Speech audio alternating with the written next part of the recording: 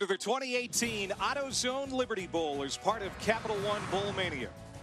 From Liberty Bowl Stadium in Memphis, Tennessee, it's the 60th edition of a college football classic, the AutoZone Liberty Bowl. And today it's the 23rd ranked 8-4 Missouri Tigers and the 6-6 Cowboys of Oklahoma State. Hi again, everybody. Happy New Year. Welcome to Memphis. Alongside my partner, Dan Orlovsky, I'm Clay Matvick. Paul Carcaterra is going to be down on the sidelines. What a way to send out 2018. We've got a couple of great offenses here that know how to rock and roll. And today we happen to be in the birthplace of rock, Memphis, Tennessee. Well done. You know, both these offenses are very similar. They spread everybody out, and automatically we think the ball is going to get thrown every single play. Not really. They both want to be a run-first oriented football team to kind of keep their efficiency offensively going. Now they put up a ton of yards, both total yards, passing yards, and points. The reason they do that is both of these staffs are fearless to throw the ball downfield. Clay, this afternoon, we're going to see the football go up over the top of defenses a lot. It's been a good year for Barry Odom's Tigers. 8-4, 4-4 in the SEC, and they've got one of the best quarterbacks in the country, Drew Lock. You know, Drew Lock could have gone to the NFL last year. He came back, and the marriage between him and new coordinator Derek Dooley's worked perfect for him to play better and prep for the future. Had a huge November to back end of their season. The quarterbacking has certainly caught up to the talent, and today, Clay, we get to watch him live, who could be the #1 quarterback taken in the months in the future for the NFL draft. Yeah, he didn't even consider sitting out today. Meanwhile, for Oklahoma State, Taylor Cornelius, a pretty good gunslinger too, and he's got one of the best wide receivers in the country in Tyron Wallace. Well, his rapport with Taylor Cornelius is huge. He's a Biletnikoff finalist. He's a guy who's outstanding at the line of scrimmage. He's probably the best deep ball receiver in all of college football, someone that I like to call a route running extraordinaire. And we'll find out early on if Missouri has anyone who can cover him one-on-one. You know, we thought weather was going to be a real concern today. It's turning out to be a perfect afternoon for football here in Memphis, Tennessee. It rained hard all morning. Came down in buckets, stopped about 1 o'clock, and it's a warm, maybe a little wet at times day. Certainly good enough for the 60th edition, the Diamond edition of the AutoZone Liberty Bowl from Memphis.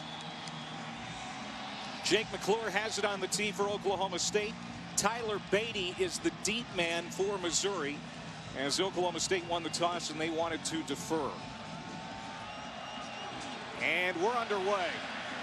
That's a short kick, taken at about the 16-yard line. And that's where Missouri's going to go to work, down to the 25-yard line. And Oklahoma State's going to be a little short-handed today. For more on that, let's go down to Cart. You know, Clay, we're getting accustomed to some top players sitting out bowl games to prepare for the NFL draft. And that's the case with running back Justice Hill of Oklahoma State. He has quickness beyond belief, and he's a 3,500 career rusher. So his loss will be felt big time. But when one door closes, another opens. So enter Chuba Hubbard. He's eclipsed 100 yards rushing 2 of the last 3 games. He's a high school track star who Mike Gundy told me has tremendous upside. He's from Canada, so there's some stylistic adjustments he had to make from a physicality and spacing standpoint, but he's made those adjustments and then some. So we'll see Chuba this next time out for Oklahoma State. And Missouri's going to be short a guy possibly today, too, out of the backfield. Demarie Crockett is a little nicked up with an ankle. Larry Roundtree is going to be carrying the mail most of the day for the Tigers. He gets the first carry for short yardage as Justin Phillips makes the tackle. You see Drew Lock out of Lee Summit, Missouri, second in school history in passing yards and touchdowns to Chase Daniel. Today is his final game in a Missouri uniform. And there is Roundtree across the 30-yard line down to their 31. Over 1,000 yards rushing for Roundtree. So even without Crockett, Missouri's in good shape in the backfield. Let's take a look at the impact players. We'll do that after this play. Missouri 3rd down and 4 on their opening series.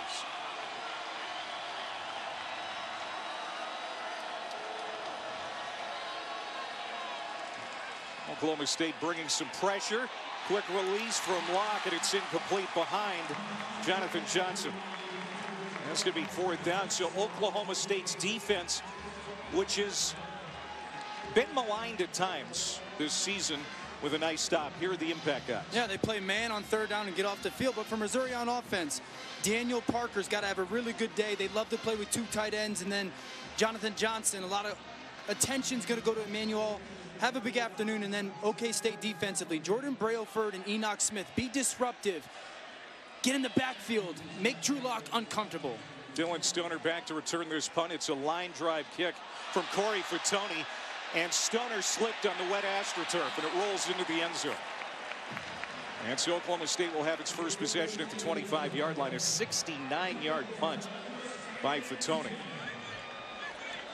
So our first look at Taylor Cornelius, the easygoing senior from Bushland, Texas, near Amarillo. This will be his final game as a Cowboy. He was a backup until this year. The last 3 seasons, he's been behind Mason Rudolph. Top 10 in the country in passing yards, passing touchdowns, total offense, and points responsible for. This guy has been a very pleasant surprise for Mike Gundy. Yeah, I said he had a really good year. There's some moments they got to be better around him. They're certainly hoping for that this afternoon. Play action. Looking to throw. Cornelius lost it. And the ball is loose. Recovered by Oklahoma State. Terry Beckner whacked it out. And Marcus Keys, the left guard for the Cowboys, was able to recover. So a big loss of 7 yards on 1st down. That his pressure is huge because he's got Tyron Wallace downfield on the post route. I promise you, Mike Gundy's going to see that, and he will take his shot again. That's something OK State wants to do early on. Get formation into the boundary. Put all those numbers into the boundary. Take a deep shot. Play with some tempo. Let's see how you handle all we're going to throw at you. Cornelius on 2nd and long will get it back to the 25-yard line. And let's take a look at the impact players as Oklahoma State has the football. Yeah, for OK State on offense, it's got to be Chuba Hubbard and L.D. Brown. They're backs. Got to have a big day running the football. Cornelius slings it out to Hubbard. He's got the 1st down after the catch. Or catching the football. And that's something Chuba Hubbard to do well, is catching the football. And then, you know, Missouri defensively, AC's got to have a big afternoon playing. Defense, more than 11 players on the field. Players, the foul is declined. Result of the play is a 1st down. That tempo caught Missouri. And that's something Oklahoma State's going to do. I had mentioned it. They want to see how Missouri's going to handle it. AC for defense, Missouri-wise. The cornerback, he's got to play man. All SEC coaches, and then Cale Garrett, the linebacker, get downhill quick. Jordan Elliott was offside, but Oklahoma State wasn't able to snap it in time to catch him. It's a receiver screen out to the 42-yard line. It's going to be a short gain for Landon Wolf, the former walk-on. He'll get 4. Now, this defense for Missouri has improved throughout the year, but they haven't seen a tempo this fast this season. There's a catch out to midfield, another 1st down for the Cowboys on this opening series, and there is the first grab for Tyron Wallace, his 80th catch of the year.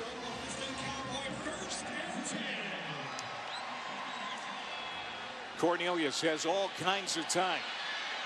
Drifting to his right, and he'll just walk it out of bounds after a pickup of 2. You're seeing it. Missouri is struggling right now with this tempo. It's something that you hear it all the time. It's really hard to simulate it in practice. They're struggling to get lined up. If you're Mike Gundy on the sidelines, and Mike Yurcich, the offense coordinator, you're watching going, okay, well, we can see Missouri struggling to handle this tempo. Let's use more and more of it. And Cornelius, he's a pretty good runner. Leads Oklahoma State with 10 rushing touchdowns. Picks up just a yard on that run to the sideline. And now he's looking to go to the air again. Floats it downfield and nearly intercepted by Cam Hilton, the strong safety. Intended for Landon Wolf, but the senior from St. Louis nearly picked it off. Well, they're just playing a too-high safety, and Cornelius just tried to float a ball in between, really, the safety and the linebackers. Hilton doing a nice job playing high and getting downhill. just dropped it. But this is where Missouri wants to live on defense. Let me get you into 3rd and 9, and we'll see some exotic blitz packages. Got to do a good job of understanding where people are coming from for OK State. First incompletion for Cornelius. Now he throws over the middle, man wide open. There's Wallace again, and he rolls down to the 30-yard line. DeMarcus Acey makes the tackle. They'll move the chains. And how about the blitz pickup by Oklahoma State's offensive line finds Wallace first down. Going with speed after that 19-yard pickup. Hubbard slips down, trying to cut the corner on the right side. And again, without Justice Hill, he's going to be the focal point of that Cowboys run game. It's going to be a loss of a half yard, 2nd down. But Oklahoma State will stay diligent with the run game. We talked about it in the open. They want to run the football. That's going to keep the Missouri 3rd down package off the field, keep them understanding we're not scared to run the football, and also not put too much on Taylor Cornelius early. Cornelius stepping up in the pocket, looking to run. Nothing there. Back to the original line of scrimmage. There's Jordan Elliott, the Texas transfer. Sophomore out of Missouri City, Texas. And it's going to be 3rd down and 10 for the Cowboys on their first possession here of the AutoZone Liberty Bowl. Well, that first 3rd down, they brought pressure and played man. Unsuccessfully if you're Missouri defensively. Don't be surprised if you see some kind of zone blitz here. Make Taylor Cornelius see some coverage and pressure him at the same time. The Cowboys have already converted on 3rd down twice on this opening series.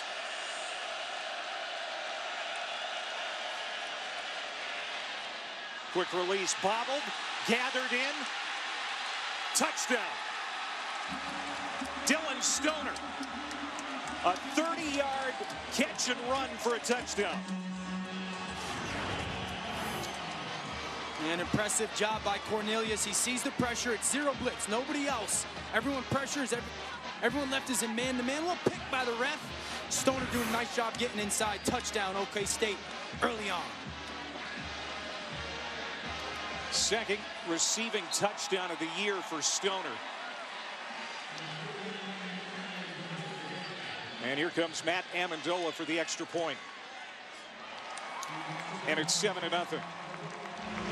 Oklahoma State, so far so good on defense and offense. An 11-play, 80-yard touchdown drive. Cowboys lead here in Memphis.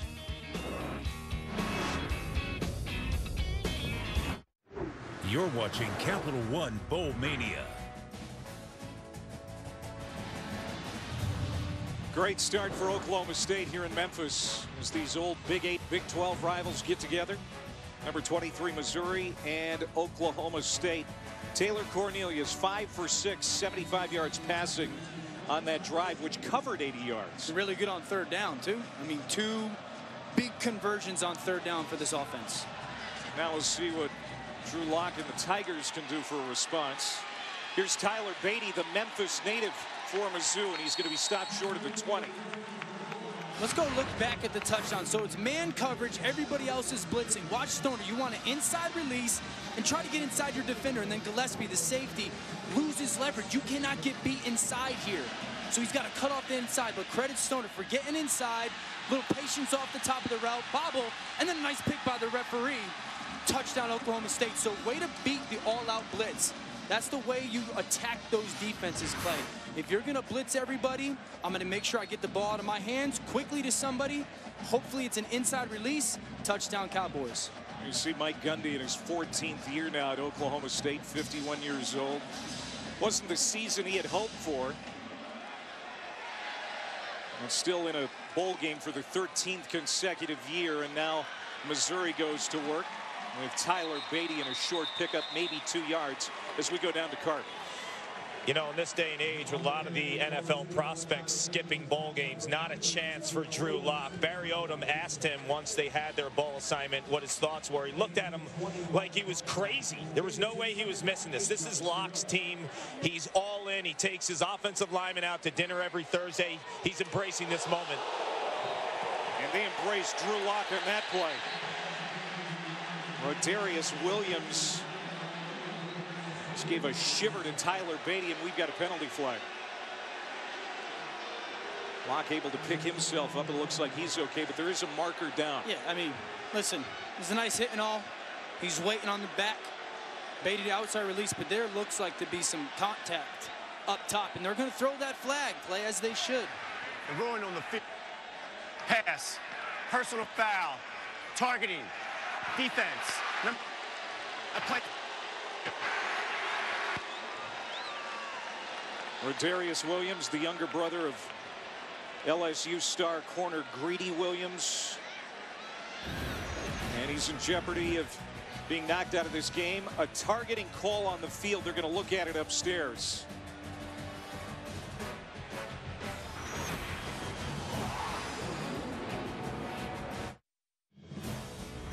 The AutoZone Liberty Bowl, brought to you by AutoZone. Helping you get more done is what we do best. Get in the zone. AutoZone. And Shell Rotella Gas Truck Synthetic Engine Oil. It's time to treat your truck like a truck. Great tradition here at the AutoZone Liberty Bowl. Teams going over to St. Jude Children's Research Hospital in downtown Memphis to lift up some spirits, sign some autographs. Bad news for Oklahoma State. Rodarius Williams, the starting corner, out of this game after a targeting call. It was confirmed upstairs. So they spotted at the 36-yard line. Locke taking a shot. Caught inside the 10 and inside the 5. Emmanuel Hall. First down, goal to go, Mizzou. Well, Rodarius Williams goes out of the game for a targeting call. And what does Derek Dooley do right away? I'm going to take a shot right at the new corner Siverand. Deep ball to Emmanuel Hall, his #1 receiver. I love the aggressive play call from Derek Dooley. Your corner's out, my best guy, and your backup. Big play for Missouri's offense. First down, goal to go from the 6, a 58-yard reception for Hall. And now we got a timeout called by Missouri. Oh, Barry Odom there. Yeah. He's out past the numbers. He's a young guy, just 42 years old. Got the attention of the officials. I'm going to talk it over here with 8:24 to go in the first quarter. Trying to get the equalizer after an opening drive for Oklahoma State that resulted in a touchdown. Barry Odom in his second straight bowl. Well, coming up tonight at 7:30 Eastern, our New Year's Eve bowl tripleheader is capped off by NC State and 19th ranked Texas A&M in the Tax Slayer Gator Bowl. First meeting ever between these two teams. And this one is also available live on the ESPN app. Of course, Jimbo Fisher knows NC State pretty well from his days in the ACC. Some good quarterback play in that game, too. Finley for NC State. He'll be NFL bound. Kellen Mond had a really nice year for A&M. Man, I love that play call from Derek Dooley. Take the shot. Nice eyes by Drew Lock, holding the safety. Emmanuel Hall finishing the job. Don't be surprised when Missouri gets down here in the red zone. They like to utilize their run game and that zone read for the quarterback. We'll see what Dooley draws up here. Roundtree in the backfield. He'll get it. And there's no operating room. He's going to be dumped for a loss. Second down. Well, first-year offensive coordinator Derek Dooley was brought in by Barry Odom to replace Josh Heupel, who went on to become the head coach at UCF, and he's having great success, of course. Dooley having a really nice year, 37 points per game, third best in the SEC. Of course, he spent the last 5 years with the Dallas Cowboys as an assistant coach. He has really helped Drew Lock. I think the big thing was he took his ego out of the way. What is Drew Lock good at? I'm going to figure that out, and we're going to major in it. And that's been part of the reason, or a big part of the reason, why they've had so much success.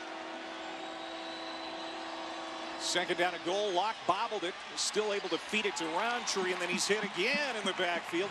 Got back to the line of scrimmage, and now third down and goal. As this Oklahoma State defense is bowing its neck. Brailford and Harper in on that stuff. And Oklahoma State defensively is really one of the better teams in the country when it comes to tackle for losses. We see it on first and second down there, just being so active. They're also one of the best in the Big 12 when it comes to red zone defense. Nothing's easy. Watch a lot of combo coverage here, Clay. They're going to figure out 1 or 2 receivers from Missouri. We're going to double team them. They make it very difficult. You better find your 4th or 5th matchup. Three receivers to the right, including Locke's favorite target, Emmanuel Hall. Pushed out to the right. Locke looking to the end zone, directing traffic, throws, incomplete. Jalen Knox couldn't haul it in. There's a lot of traffic at the back of the end zone. A.J. Green, number 4, the best cover corner in that secondary, in on the coverage, and it's 4th down. We got the combo coverage, but Locke sees. He wants Knox just to stay there. The safety played over the top. He's got Jalen Knox. Beautiful ball. The young freshman finished that. But I like the movement out of the pocket for Drew Lock, something he does, move to throw, good ball placement. That's sometimes how you have to beat those coverages, kind of those second and third reaction plays. So now Tucker McCann comes on for a 24-yard field goal attempt, and he bangs it through. So Missouri gets on the board, but they have to settle for 3. The Oklahoma State defense has really become a story here early on.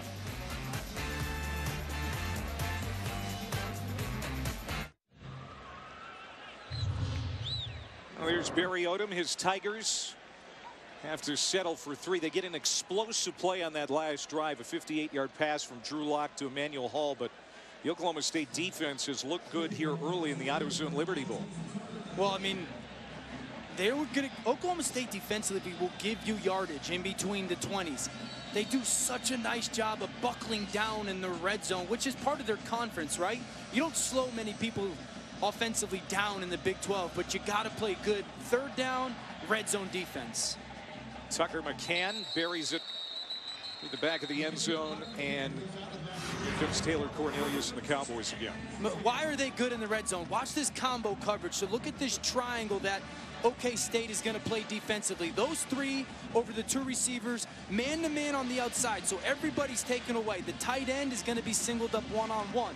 Somebody's got to have to win their one-on-one matchup, Clay. Because of that 3 over 2, that triangle defense, that's where that combination defense comes in. Your 3rd, your 4th, your 5th option, somebody's going to be singled up. That guy's got to win. Hard to find them. They got to win. Chuba Hubbard is the man in the backfield. Cornelius keeps it. He's going to be dumped for a loss of about 3 yards. Cornelius 5 of 6 passing on that last drive. The touchdown pass to Dylan Stoner. It was interesting leading up to this bowl game, you know, reading so much about Oklahoma State, the players not playing, who they've lost. You know, they have a 6-6 record. How are they going to play today? Well, so far they've responded well. Hubbard up the middle to the 25, and it'll be 3rd down and fairly long. There's Cale Garrett, number 47, the middle linebacker. 104 tackles during the regular season, 6th best in the SEC, just a junior. So he's coming back for Missouri next year. Yeah, great diagnosis, trigger guy. I love the way he blitzes. But I want to continue to hit this point. Listen, for Oklahoma State offensively, if you think you're going to live in 3rd and 9, 3rd and 10s against this Missouri defense, who's one of the best in the country on 3rd downs, you're kidding yourself. You better be better on 1st and 2nd down running the football. Wolf goes in motion. Trying to convert for the 4th time already in this game. Can't do it. Incomplete. He wanted Stoner. So the Cowboys will have to punt for the first time. Khalil Oliver, grad transfer from Oregon, made a nice play at free safety and coverage. He had Stoner. They motioned him over, got the coverage they wanted, a little in and out. He beats his defensive back across his face. Just a better ball by Cornelius. So OK State's got a nice plan on 3rd down right now, just can't live in that world.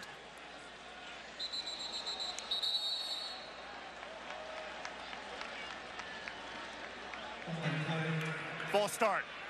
Offense, number 5. 5-yard penalty, 4th down. So now Matt Hockett will have to back up closer to his own end zone. Matt Hockett, the senior from Norman, Oklahoma, took over the last 3 games for an injured Zach Seiner. Seiner is available here today, but it's Hockett getting the start. And the first punt is a good one. Memphis native Jonathan Johnson gets some room along the far sideline. Flag down. And so is Johnson at the 33-yard line.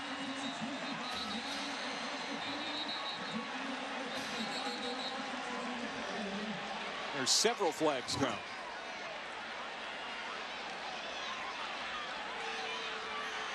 And there's nothing worse than seeing a big return and then a bunch of flags on the field. Unless you're the team that punted the ball. 42-yard return for Johnson, but this is coming back. But there's flags at different parts. You know, there's flags somewhere on the 28 where Johnson caught it, and then really almost 45 yards downfield at the opposite 25, 26 area. There's a bunch more flags. So obviously a lot of discussion on who the penalties were on, how are they going to impact the actual return, where's the ball going to be?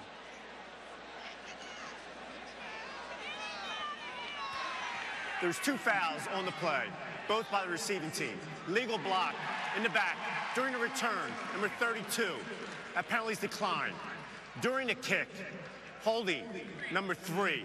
That penalty will be accepted from the end of the kick. 1st and 10. Number 32 is Nick Bolton, a true freshman. And there's Ronell Perkins, number 3, a junior out of St. Louis. So a couple of penalties for the Tigers on that return. And just the first accepted penalty against the Tigers in this game.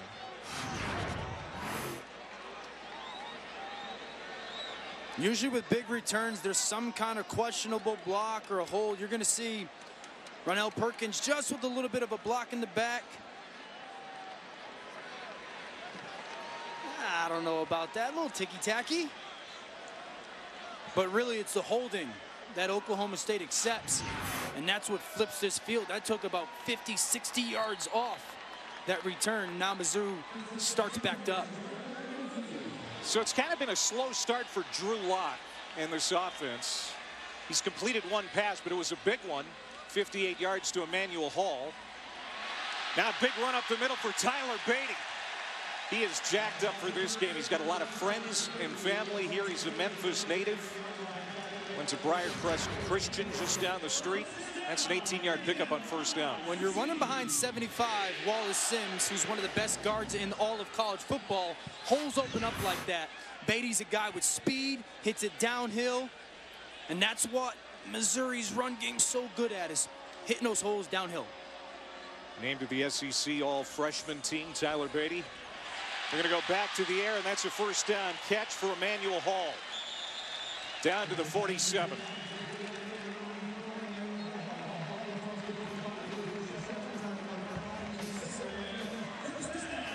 Standpoint, only Georgia's 3 guys, Cook, Elijah Holyfield, and Swift, have more yards. They've gotten over 2,000 yards rushing and really opened up the passing game for Coach Derek Dooley and Drew Lock have options because of these 3 studs, and they all complement each other really well. Different type of runners, Dan. Well, it's been the Barry Odom, Derek Dooley effect. They didn't want the 45 touchdown pass chuck and duck. They wanted to be a balanced team. Give them the best chances to win in the 4th quarter. That's what we've seen from Missouri this year. They feed it to Beatty again. And he's wrestled down at the 50. It's going to be 3rd down at about 7. Yeah, and all 3 of those running backs are going to be back next year for Barry Odom. That's got to feel good for him. He's got so much talent there. Again, Demarie Crockett, who had over 700 yards rushing this year, not likely to get a lot of carries, if any, here today. He's still limping around on a sore ankle. But nice to have those 2 studs, Roundtree and Beatty, to hand the ball to. And that's what gets you into 3rd and 5, 3rd and 6 for Drew Lock in your offense. He's looking at it right now. Oklahoma State is showing him man coverage. No safety in the middle of the field. So you got to be thinking, is there a way I can get somebody going in between those hashes? Here comes some pressure. 2 receivers to either side. Lock is going to step up. He's a good runner, but he's not going to get the line to gain. Needed the 43 of Oklahoma State. Malcolm Rodriguez cut him down short of that. Man, really nice scheme designed by OK State and Jim Knowles. They're going to take Justin Phillips and run him back to the middle of the field because it looked like something was going to be there. He can throw a seam. That forces Drew Lock to pull it down. I like the decision to not force something, but really nice post-snap design. The picture changed on Drew Lock by Jim Knowles. Corey Fatoni comes on for the second time to punt for Missouri. Dylan Stoner standing inside the 10 for the Cowboys. He's going to call for the fair catch. Well, New Year's Day on ESPN. Sit back and enjoy 3 more great college football bowl games. And 1 Eastern, number 11 LSU squaring off against number 8 UCF in the PlayStation Fiesta Bowl. Then the granddaddy of them all, 9th-ranked Washington taking on 6th-ranked Ohio State in the Rose Bowl game presented by Northwestern Mutual. And finally, Texas and Georgia in the All-State Sugar Bowl. A lot of people looking to see what Dwayne Haskins is going to do, right? What's his decision going to be? Baker sitting out for Georgia. That's good for Sam Ehlinger, who had an unreal year. They got Colin Johnson, Humphrey. Be fun games to watch. 7-3 Oklahoma State here leading in the AutoZone Liberty Bowl. It's Dylan Stoner on the catch. He's going to be close to a first down after the reception. Taylor Cornelius, he's definitely been the quarterback with a better rhythm here early on. Yeah, I think they do a nice job of getting the ball in his hands, and he operates it. The comfort level to operate this offense is high for him. You know, that time, that's a reason why Tyron Wallace matters. Missouri rolled over to the top, put 2 defenders on him, you get a numbers advantage, and that's what allows you to kick it to Dylan Stoner. Here's Hubbard. Chuba Hubbard bounces it to the near side. Christian Holmes brings him down. 2-yard pickup. Taylor Cornelius is a very patient guy. We know that because he waited for 4 years to get his turn to be the quarterback of the Cowboys. And he has put up really good numbers here in his 1 and only year as the starter. That's great for him. Mike Gundy talked about how proud he was of him, that he kind of hung in there. Nothing was guaranteed, but he's a little bit cut from an old school cloth. He's had his opportunity, and Gundy even said, listen, he's had an awesome year for us. Kudos to Cornelius for hanging on. About 1:20 to go in the opening quarter. Stoner. That was read well. The corner. And then Cale Garrett, the middle linebacker, who always does a great job getting around the football, helps out on that tackle. So now 3rd down and fairly long for Oklahoma State. Cornelius over the middle has Stoner again. Caught at the 31, first down Cowboys. Those guys have a great connection. Cornelius and Stoner, they're roommates after all. And now on first down. Sideline grab. And that time, Tyron Wallace. That's about 6 yards. Well, we talked about it early on, right? That Missouri was struggling with some tempo. They got in the 3rd and long offensively. Okay, stay okay with tempo, you big conversion. Cornelius fakes the handoff, and he'll run close to another first down for the Pokes. Therese Hall, the weak side linebacker, brought him down. Now, just really good coaching by Mike Gundy. That's a big thing that he likes to do in the first quarter. Just get information from you defensively. What are you going to be? What are you going to do? And then he kind of crafts his game plan as the game progresses along. Well, Cornelius's helmet came off on that play, so Drew Brown, a junior from Argyle, Texas, comes in, and the quarter may expire before he has to take a snap. Grad transfer from Hawaii, who is going to battle for the job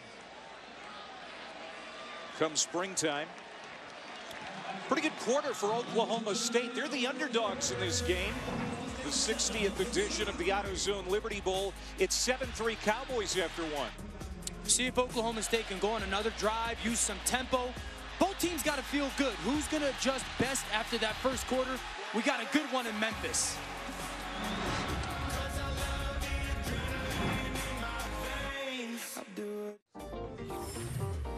Tickets for today's AutoZone Liberty Bowl here in Memphis, reflecting some of the greats to play and coach over the last 60 years, including the great Syracuse running back Ernie Davis. He played his last college game in 1961 here in Memphis. Of course, Davis died from leukemia in 1963. In 1963, there was a 4% survival rate from leukemia. Thanks to St. Jude Cancer Research and the great folks here in Memphis, the survival rate today is 94% in that battle against leukemia. That's incredible impact. Now Drew Brown is in the game at quarterback for Oklahoma State. Taylor Cornelius' helmet popped off on the last play of the first quarter. He hands off to L.D. Brown, sophomore running back from Dallas, with his first touch, and Garrett makes another tackle as Cornelius comes loping back onto the field. Second down and 7. L.D. Brown, a very capable, complementary back to Chuba Hubbard. A little smaller in size, but able to see holes and hit them quick.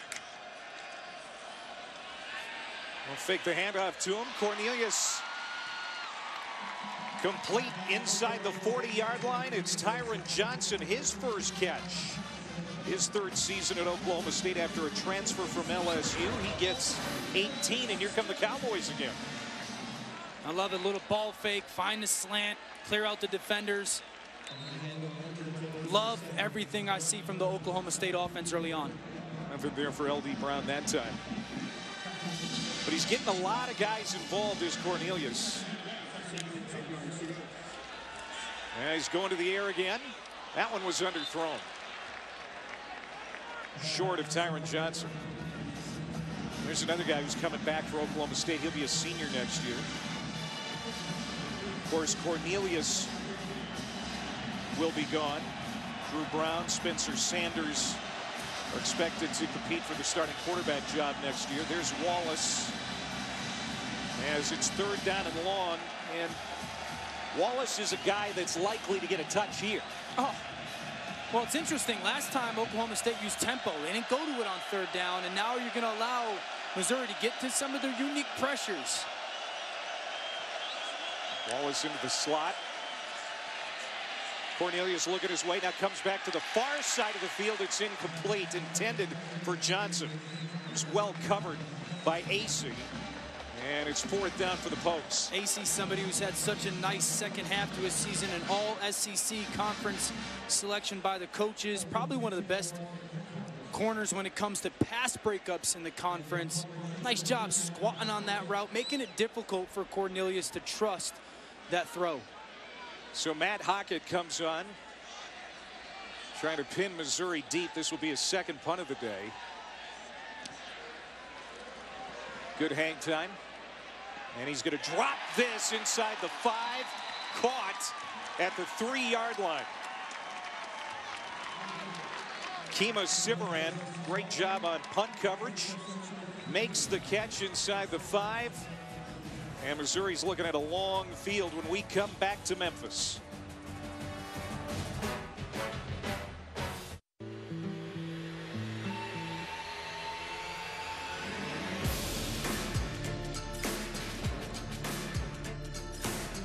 Happy New Year and welcome back to the 2018 AutoZone Liberty Bowl as part of Capital One Bowl Mania. Alongside Dan Orlovsky, I'm Clay Matvick. Paul Carcaterra down on the sidelines today here from Memphis. And there's Derek Dooley, the offensive coordinator for Missouri. You know, this Tigers offense is going to have its worst starting field position to start a drive here today. They're going to begin here at their own 3-yard line. Drew Lock has just 2 completions today. It's an offense that has sputtered to start. You know, Oklahoma State has done a nice job of forcing some negative plays. That's who they are. See if they can continue to do it on this drive. Drew Lock's going to get tested here, backed up and near his own end zone. Roundtree gives him a couple of yards of breathing room. Drew Lock 2 of 4, 72 yards. 58 came on that pass to Emmanuel Hall that set up a field goal for Tucker McCann. The only points for the Tigers so far today. This is their 4th possession. They've had 14 plays, 10 have been running plays. And here's another one. Larry Roundtree busting loose. There goes Larry Roundtree. Finally caught up with near the 40-yard line by Kima Sivaran. There's the burst that Derek Dooley was talking to you and I about last night. Just getting that defense right on the edge to hesitate. Play slow for just enough time. Beautiful job by Drew Lock of making that read. It's not just in the pass game these quarterbacks have to do it. Part of the run game as well. They'll spot him down at the 35. On first down, it's Roundtree again, this time a catch. Roundtree had 4 games over 100 yards this year, including the last 2 games of the regular season against Tennessee and Arkansas. Yeah, we've talked about how impactful the backs have been, how much it's helped this offense to not have negative plays, be in control of the game. It's really benefited the whole offense, and they got one of the better offensive lines in the country. They stay with Roundtree, and he's got another first down across the 45. Brought down at the 47 by Rodriguez. And that play was something that they love, these double pullers. They'll pull the backside tackle along with the tight end, a little counter action, something they rely on heavily. Complete to Kendall Blanton. The tight end, just his 19th catch of the year. And that's a position where Missouri's a little banged up right now. Albert Okuwebanam, one of the best tight ends in the country. He's unavailable today, still nicked up with a shoulder. So Kendall Blanton will be the main tight end in the receiving game. 2nd down and 8. Inside handoff, Tyler Beatty. He found some daylight, and he's brought down at the 46 of Oklahoma State. Oklahoma State 6-0 without rushing its opponent. 0-6 when they are outrushed, and right now the Missouri ground game is finding some traction. Yeah, and it's the big thing is the challenge for their defense today. Can you hold Missouri's run game offense enough that we can outrush them, because Missouri does want to control the game with their run game. So the OSU Oklahoma State defense, that's the test for them. Can they minimize or slow down that Missouri run game? Missouri has yet to convert on 3rd down today. Locke finds Blanton again, first down.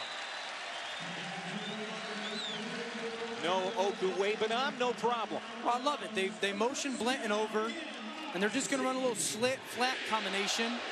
The corner forces the receiver inside, and then Blanton just out leverages them. And that's where their run game comes into play, Clay. You get 1st down run, 2nd down run, 3rd and 3. You can get those short completions that convert for you. 4 receivers set. Roundtree moves from right to left of Locke. Locke's going to keep it, and he'll scoot ahead inside the 35-yard line. You know, RPOs are such a big part of this offense for Missouri, the run-pass option. We asked Derek Dooley, you know, what's your throw? What's your get-out-of-jail-free card? Because if you pull it and you're wrong, you're in a bad spot. That plays a perfect example. Locke pulls it, he realizes he's wrong, doesn't make a mistake, just get forward and get some yards. Now, this is bad news for Oklahoma State. One of the top tacklers for the Cowboys, Malcolm Rodriguez, is on the turf. We'll check on him when we come back to Memphis.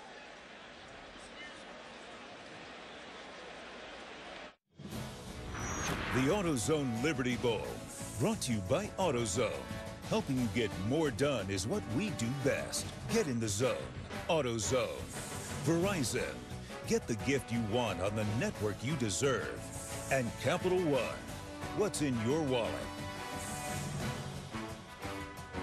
On Thursday, Missouri and Oklahoma State went to the Bass Pro Shops here in Memphis at the Pyramid. What a place. I take my kids there all the time. Kill 2 hours very quickly. Oh, yeah. Memphis Tigers and Memphis Grizzlies both called that place home for several years. Now it's a big Bass Pro Shops. Well, it was good to see Malcolm Rodriguez walk off the field. Get more on him in a second. This pass is incomplete. Let's go down to Carter.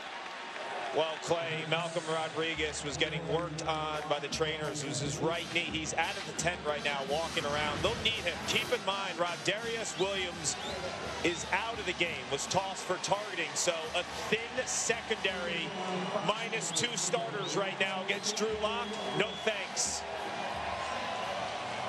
Yeah, this defense is going up against Locke and a team that is now starting to find some momentum offensively. This is the 10th play of the drive for Missouri. And don't be surprised if the run game comes into play here where they are field position wise. Here's Roundtree. Gets to the edge. First down and more. Lowers his head inside the 25, out at the 24. The backup safety to Malcolm Rodriguez, Kolby Peele, made that hit. Yeah, now for Oklahoma State, and I appreciate all you fans at home on Twitter telling me it's Oklahoma State, not OK State. Now they got to change the way they're going to call their defense because of those injuries. In and out of the hands of Jonathan Johnson. Incomplete. No, really, the fans on Twitter, let me know. Oklahoma State or OSU? It's not OK State. I love that. I love the fan interaction on Twitter. Yeah, you don't mind being correct. I want to talk about their school and their program the way they want it to be talked about. Well, Jim Knowles' defense is being tested right now. 2nd down and 10. 9.5 to go here in the first half. Pitch out to Roundtree. Nice cut. Gets to the 16-yard line. Third down. Talk about the cut, but watch the block by Paul Adams out front, the right tackle. That's what allows Roundtree to set up a little bit, slip inside. Easy run. That was not an easy run. That was hard for Roundtree, but he muscles through for the first down.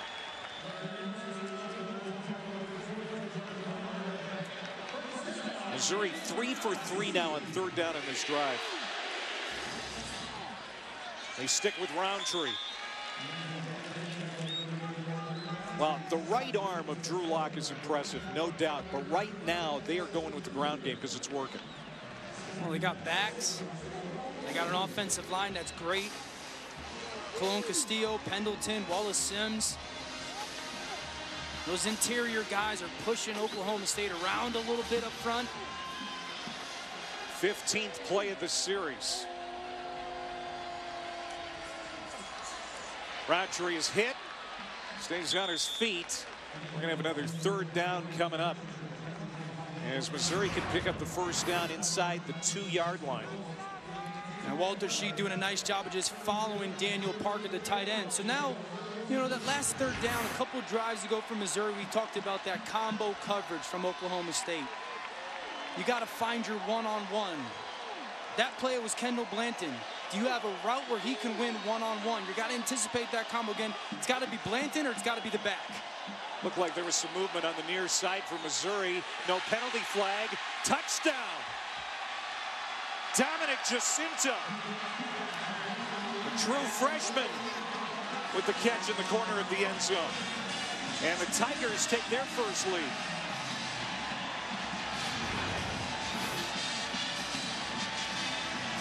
Good coverage beater here. Jacinto to the back corner. They just occupied the corner just for a second, able to get behind them. Locke with enough air on that throw. But that drive was about 3rd down conversions, the run game, and then capitalizing in the red zone. 2nd touchdown catch of the year for Jacinto. And McCann's extra point goes through. They got a piece of that, but unable to block it, and Missouri now leads it 10-7. The Tigers 4 for 4 on 3rd down on that drive, which covered 16 plays, 97 yards. ESPN celebrating 150 years of college football.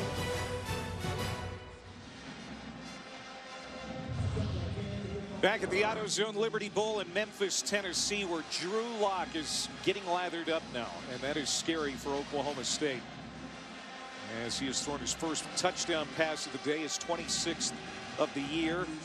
You know, we've talked about his numbers, not as flashy as last year. Of course, that was going to be hard to live up to after what he did his junior season, but he thinks all in all he's a better quarterback. Well, he's certainly better equipped to go play in the NFL. He has learned football, the whys, how to handle stuff at the line of scrimmage, coverage, Free all kick. that. Out of bounds. The ball will be placed at the 35-yard line on the right hash. 1st and 10. You know, big reason why he came back. He knew he wasn't ready to go to the NFL. Talented, no doubt. But he comes back, learns, and he's much more equipped to go and get on a board and draw stuff in front of coaches, talk football the way they want to hear it talked, understand protections, coverages, how it all matters. 97-yard drive ties the longest drive of the year for Missouri. He went 4 for 4 on 3rd down on that series. They also might have gotten away with a little bit of a false start. You know, that sure left looked like he jumped. Might have gotten away. Now you need some breaks to go your way to win bowl games. 7:49 to go before half. 10-7 Missouri with its first lead. Now we'll see what Taylor Cornelius and the Cowboys can do. Draw play to Chuba Hubbard. Finds a lot of room up the middle. Into plus territory, down to the 44 of Missouri.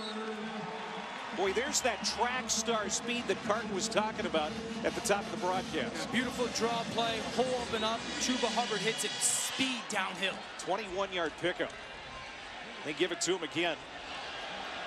Hubbard just moving the pile, also has great power, a tremendous combination of speed and power for the redshirt freshman from Alberta. That's what they said about you back in your high school days, man. A tremendous combination of speed and power. No, I mean a really, really talented kid that they are so high on. If he really continues to learn American football, this game, how to run, he's going to be a special player for the Pokes. We had offers from Alabama, Oklahoma, Auburn, many others. But he's a Cowboy, and he pitches it back to Cornelius on the flea flicker, but nobody home down the field, incomplete. He wanted Wallace on the home run. And Christian Holmes was there in the coverage. It's the perfect play call. Missouri blitzes everybody again, all out. Everyone else is in man coverage, but Christian Holmes does an awesome job of staying on top of Tyron Wallace. I'd love to see Cornelius bring Wallace all the way across the field, get him to the sidelines almost, drag him across the field, but credit Christian Holmes for staying on top. Missouri has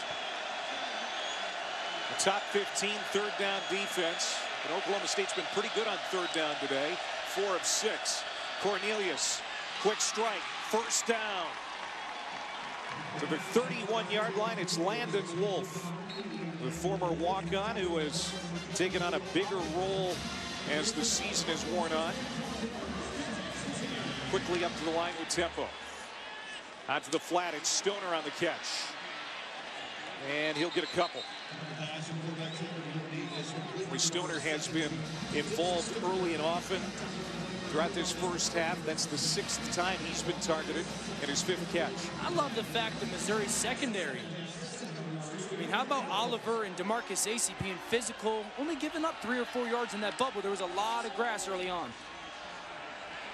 Boy, what a hit. Ball comes loose. It's going to be incomplete. Christian Holmes, who leads Missouri in passes defended, one of the better corners in the SEC, throwing his weight around. And his eyes on the quarterback, sees the ball out of Cornelius' hands and drives right through Landon Wolf. Nice job of playing zone corner right there. And if you're Cornelius Gundy, you got to think of that play in the future. Say, okay, if you're going to be that aggressive, I want to hit you with one of those hole shots. Now on third down here, Missouri's just played a lot of man coverage early on. Looks like they're in man again. Tyron Wallace, you got to win one-on-one. Cornelius lobs it up to Wallace along the sideline. Double coverage, penalty flag. Now DeMarcus Acey may have interfered.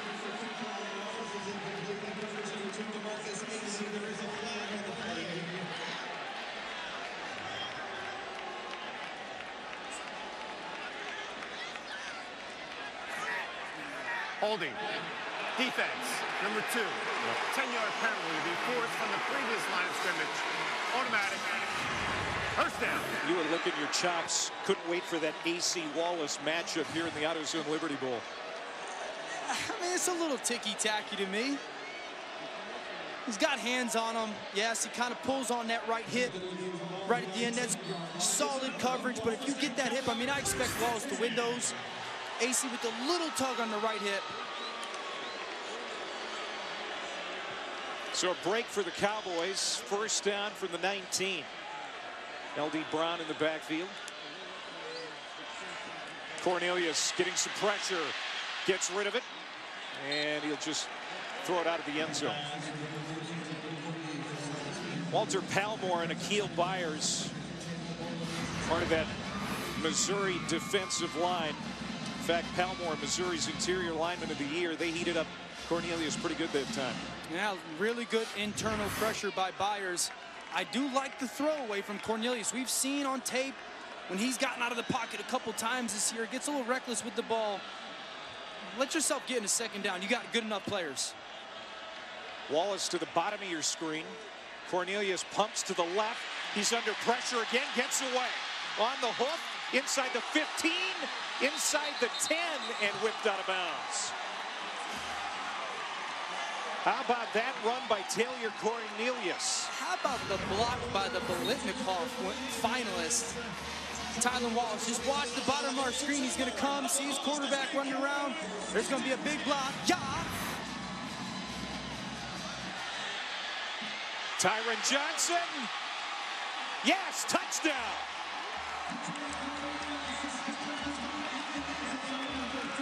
And the Cowboys regain the lead.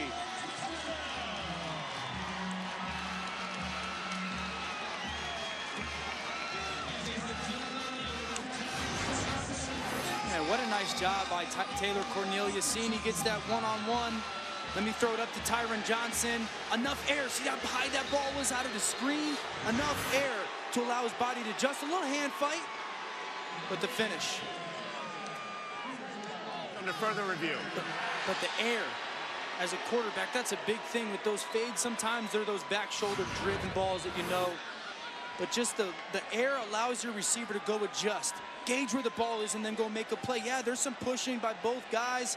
You can say push off or not, but the air allows him to go make that play. Tyron Johnson looks like he finishes that catch, lands it on his back. Now the ball moves, but I don't think it touches the ground, Clay.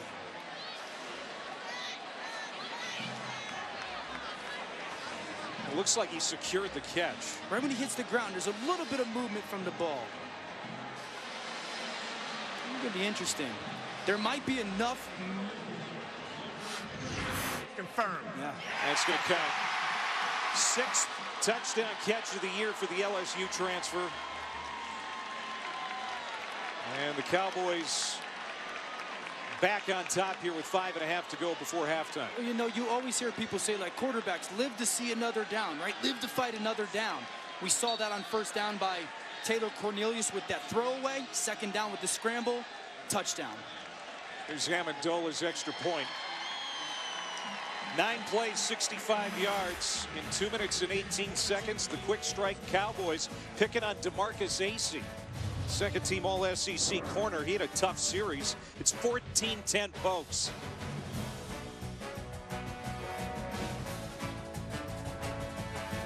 The National Championship Game, January 7th at 8 on ESPN. Well, it's going to be great from Santa Clara. Tide and Tigers, round 4. Number 1 Alabama taking on number 2 Clemson. 8 o'clock Eastern and streaming live on the app. You know, ESPN is bringing this year's college football playoff to life. 4 fans began living atop a billboard in San Jose, which is about 10 minutes from Levi's Stadium. That was back on December 27th. After the semifinals, Notre Dame and Oklahoma's fans had to come down. So now Elias Ross Jr. for Alabama, Nancy Ballin for Clemson are still up there. Winner of the game, their fan stays up there and gets all the glory, I guess. What a bunch of legends. They get to go to the game? Yes. They better for staying up there. Touchback. All right, so we'll see what Missouri can do now. Down 4, 14-10 with 5:31 to go in the half. The last drive was a really nice drive of them establishing their run game and being really good on third down. The reason they were really good on third down, they had 4 of them at like 3rd and 4, 3rd and 5 or less. So continue to stay patient in that run game and then strategic with your shots. You know you got the big right arm of Drew Lock. He can get hot at any time. Continue to lean on that offensive line. Don't let Oklahoma State's defense be opportunistic with their tackles for losses early on in this drive. Lock on first down, gives it to Roundtree, bouncing, still moving his feet. He'll get 4. The last series for the Tigers went 97 yards in 16 plays. It was Jacinto with the touchdown catch. Lock now 6 of 10, 88 yards and a touchdown. Headed to the Senior Bowl January 26th in Mobile. Receiver screen, Jonathan Johnson met immediately at the 30-yard line. He'll get a couple. And so here's another 3rd down for Mizzou. McAllister doing an awesome job from the safety level coming down. You know, Missouri for third down so far. We saw Jacinto with the touchdown catch. The other two conversions they have are runs. I don't see this as a run down right now. Looks like Oklahoma State's going to be in man-to-man. Don't be surprised if you like to see a little slip screen from somebody. Here comes the Oklahoma State pressure. Picked up pretty well. Locke. Wide open is Jacinto. He had a couple of steps on the defender. Big gain for Missouri. They clear it out with Blanton on a shallow. He comes across. The defender follows. How about the ball placement by Drew Locke? Leading Jacinto perfectly. Man trail underneath. Awesome throw in man coverage by Locke. 25-yard reception for Jacinto. Roundtree. Big first down and much more. Finally ripped down in the secondary before he gets to the 22-yard line. Followed in that big offensive line, a couple double teams by Pendleton and Wallace Sims. Roundtree having a big night in between the tackles. Penalty flag. Shot to the end zone, incomplete. Roundtree now over 100 yards rushing in this game.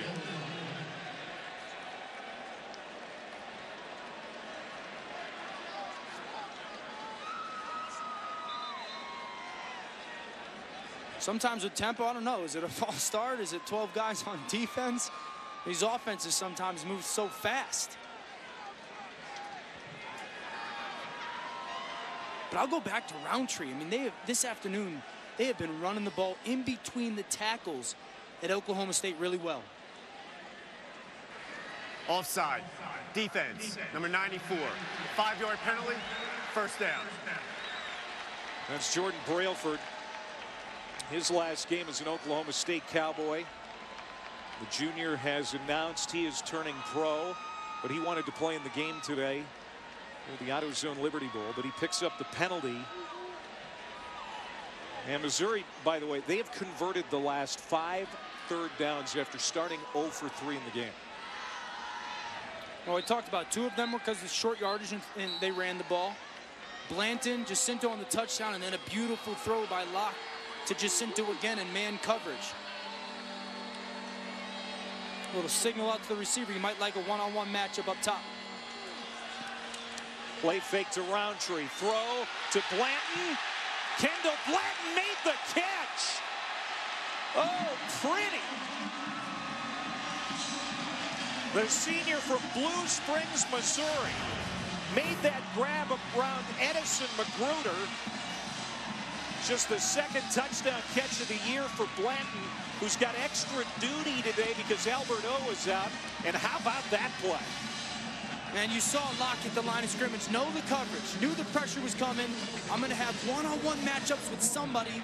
And then you just like recess, Clay, when you're a kid. Whose guy is better than somebody else? My guy's better than your guy. I like that matchup. Obviously, he loved Blanton on that seam. Little fadeaway throw and then a one-arm finish.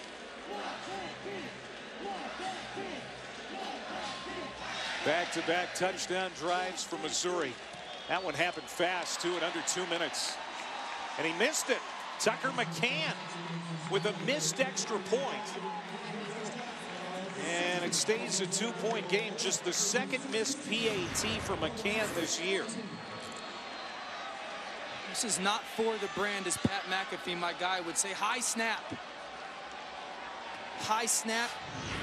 Corey Fetnoy, difficult to get that ball down. Fatoni.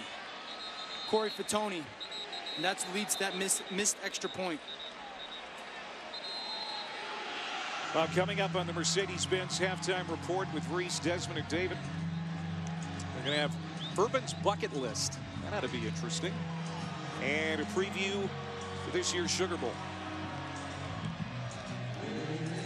That touchdown pass that we just saw to Drew Locke is the perfect example of how coming back for a year helps him.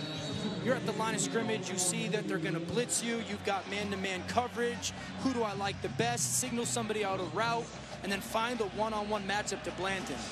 Beautiful job.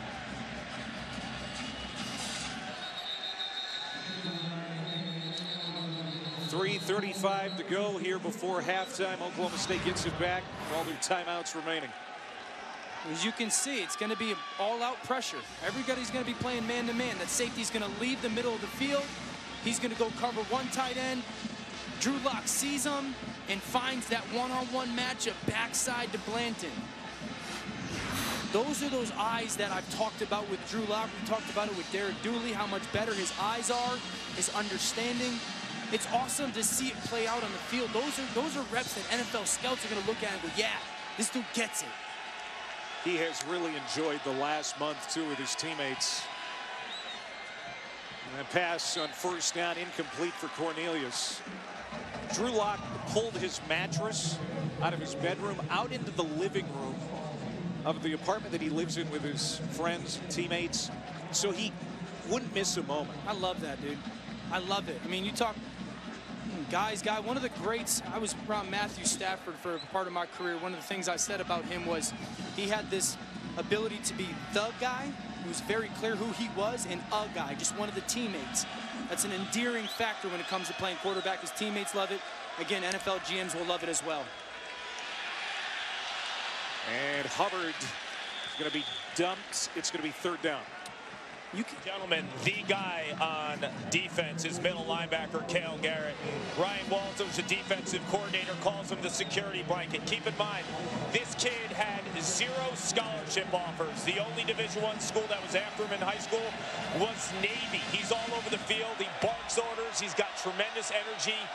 This guy is what college football is all about. 47 in white, middle linebacker, getting it done. He writes his goals every morning on his bathroom mirror. Biggest goal this year was to be a better tackler. He certainly has done that. Third down and 9 for Cornelius. Over the middle. Underthrown and almost intercepted by Holmes. Wanted Tyron Johnson. Incomplete, and Oklahoma State's going to have to punt. And Missouri has some time to work with and a couple of timeouts, too. Now, Missouri playing two-man, so Holmes is able to stay inside leverage, and that's how he's able to undercut that in route. He knows he doesn't have to worry about outside. He's got some help, a safety high. And so I talked about it early on, Clay. You don't want to live in those third and longs. That's what you can do. A lot of things as a defense. Play some coverage, bring some pressure. Missouri played coverage there, gets him off the field. That's the second Cowboys 3 and out this first half. This is going to roll inside the 20, and Missouri scrambles to cover it up at the 13-yard line. Jarvis Ware covered it up. A 62-yard punt by Matt Hocking.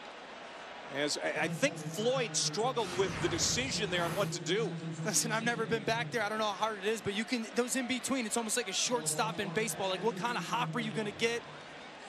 Probably prefer him to be cautious, and they're lucky. Able to go recover it. Well, ESPN Plus is your home for more sports, more schools, more conferences, and more ESPN. Start your free trial today by downloading the ESPN app or visiting ESPNplus.com. If you don't have it, it should be your New Year's resolution to get it. I like that. New Year's resolution. Go get you ESPN Plus. Have you made any yet? Still have spend less time 8 with hours. Done. Done. There's Tyler Beatty, the first down carry for Missouri. This is always dangerous. You're playing against Drew Lock. He's got plenty of time on the clock, a couple of timeouts to work with. We've already seen them cover a lot of ground on one drive. They took a drive 97 yards here in the first half.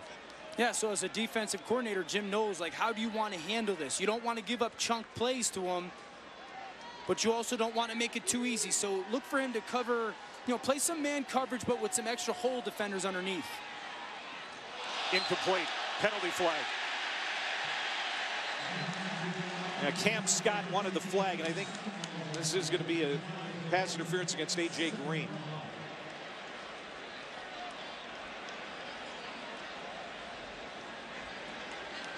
Jerry McGinn, our lead official from the Big Ten. Pass interference. Defense, number 4. Ball will be placed at the spot of the infraction. Automatic. First down. A.J. Green's had a pretty good year, all in all. He held Guys like David Sills and Colin Johnson in check this year, but he's called for the flag. Yeah, he just tugs. That left arm does enough to tug Scott. Deep handoff. Beatty. Not much. Down at the 26. As Enoch Smith playing his final game for Oklahoma State today. I'm a little surprised right now. I would like to see Missouri more aggressive on offense. You have one of the better quarterbacks in the country, a great receiver in Emmanuel Hall. I'd like to see you be a little bit more aggressive and go try and score a touchdown here. Locke. Look at her throw. And on the comebacker, he's complete to Johnson. Johnson coming into the day with a team-high 50 catches. That's a 12-yard completion that time, his second catch of the day. Such a nice job of coming back to the football, protecting that from the corner by Johnson. From the 34, first down for Missouri. To the outside, incomplete. That was really well defended by Siverin. Grad transfer from Texas A&M. As we've got 58 seconds to go here in the first half at the AutoZone Liberty Bowl. Yeah, right now for Missouri, you're looking at Oklahoma State's defense, and really they're doing two things coverage-wise. They're playing you in man, or they're playing you in two high safeties. So really what you want to do is, if you get man, who's the one-on-one matchup that you like, and then in your play call, you also have to have a cover two beater. And so for Drew Lock, just let him see those safeties. If I'm Jim Knowles, I got to figure out a way to change my coverage post-snap because he's seeing my coverage really, really well right now. And Beatty again. Here's third down. Now this Missouri offense is going to call timeout. We still have one remaining. 49 seconds to go before half. There's Derek Dooley. Real happy to be back in the SEC. Of course, the former head coach of Tennessee. He's a big reason, and you touched on this, that Drew Lock came back to Mizzou for his senior year. Also a big reason that Kelly Bryant, the Clemson transfer, decided that he's coming to Columbia, Missouri for next season, and he'll be on campus in January. Well, because Kelly Bryant wanted to work on the same things that Drew Lock has worked on. His understanding of why, learning fronts, learning how pressures marry together with coverages, getting a greater grasp, and to get him is huge. Kelly Bryant, of course, played behind Deshaun Watson for a couple of years, then led the Tigers to the college football semifinal in 17. Started the first 4 games this year before Trevor Lawrence stepped in. Of course, Clemson in a pretty good spot. They'll be in the championship game on Monday night.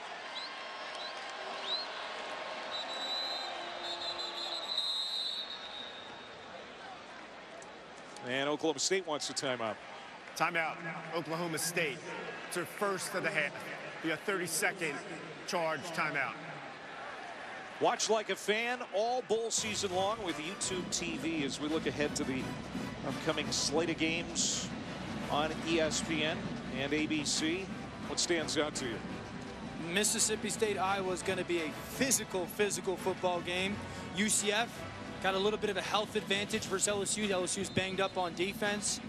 Kentucky, Penn State, I've mentioned it. It's like the underappreciated bowl with Benny Snell, an incredible back for Kentucky, and Trace McSorley, an awesome football player for Penn State. But all those games, man, they're awesome. The intrigue of that Fiesta Bowl, keep talking about it. Can UCF knock off another giant? Urban Meyer, yeah, that's a big one, right? Yep. And then Georgia, especially after what we saw transpire this weekend, do they come out and make a statement against Texas? You know, it's interesting. Oklahoma State came out, and it looks like they've switched up their defense. Previous was going to be a cover 2 with 2 high safeties. Now it looks like they're going to roll to maybe a man coverage or a cover 3. Let's see if Missouri adjusted after that timeout. Tigers have converted their last 5 third down attempts. They get it to Beatty. And he's going to be stopped short. Ball popped out at the end. But they're going to rule him down. About 2 yards short of the line to gain. So it'll be 4th down as the clock is running. And credit Jim Knowles. He changed up his coverage. Gave Missouri a different look to cover 3. So a safety went back to the middle of the field. Missouri did not have a great play on. and it forces this 4th down decision. If I'm Barry Odom, I'm not forcing the hand here. I'm gladly going to force somebody, maybe Oklahoma State, to call a timeout and punt this ball away. Yeah, and that's what they do.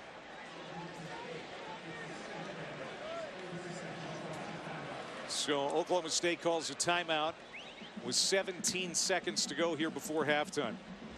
You know, it's Beatty. I think Beatty could have split those tacklers. There's 2 guys. You always want to try and split those tacklers.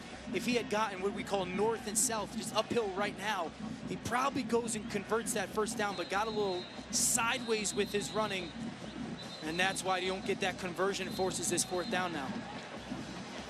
Well, this season, for every field goal and extra point made by participating universities, All-State makes a contribution to the university's general scholarship fund. We say thank you to All-State.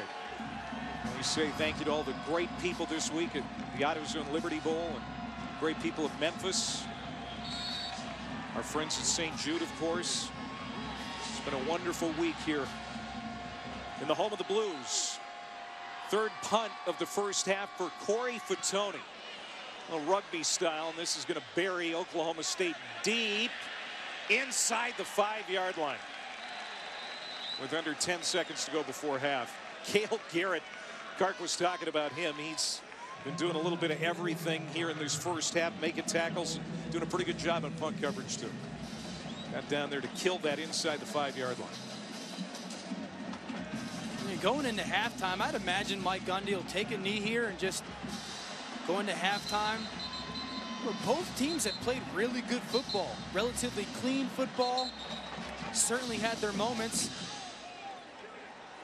Impressed with the way Oklahoma State has come out to play here. Oh, Oklahoma State played awesome. Did not finish the season strong, ended the regular season with a loss to TCU, 6-6 coming in. But their quarterback and their team really played their best in the biggest moments. And yeah, this is a bowl game. It's a big moment, and they're playing good football. While we expected a shootout here in Memphis, we haven't exactly received that so far. It's a 16-14 lead for Missouri, with Oklahoma State receiving the 2nd half kickoff. So they'll start with the football after halftime. 4 lead changes in the first 30 minutes. Oklahoma State's got to figure out a way to get Tyron Wallace going, right? Doesn't have a lot of touches so far, and Missouri all defensively done a nice job. Continue to lean on that run game. This game will come down to who makes a mistake or who makes a play in the 4th quarter. Let's go down to Clark. Coach, what allowed your offense to find its groove in that 2nd quarter? I think more than anything, the ability to run the ball. We've got to be able to do that to open up some things. They're playing really well. We knew 3rd down, some of the things we probably were going to get. We've got to be able to establish the line of scrimmage. Oklahoma State's offense can be scary at times. They average 38 points a game. Where will they challenge you the most in the 2nd half? Really, every square yard of the field, you got to defend it. They've got a good balance going right now. We've got to be better on 3rd downs. The band's coming. I'll let you get out of here. Thank you. We've come to halftime here at the 60th annual AutoZone Liberty Bowl, and Missouri leads by a couple at the half. We're going to send it back to the studio now, and the Mercedes-Benz halftime report with Reese, Desmond, and David right after these messages.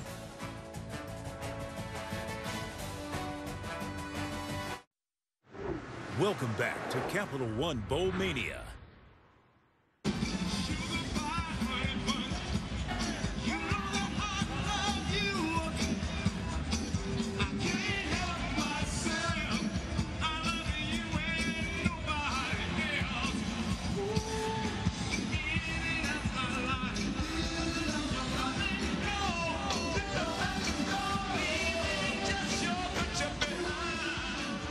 Welcome back to the 2018 AutoZone Liberty Bowl. There's some rhythm and blues.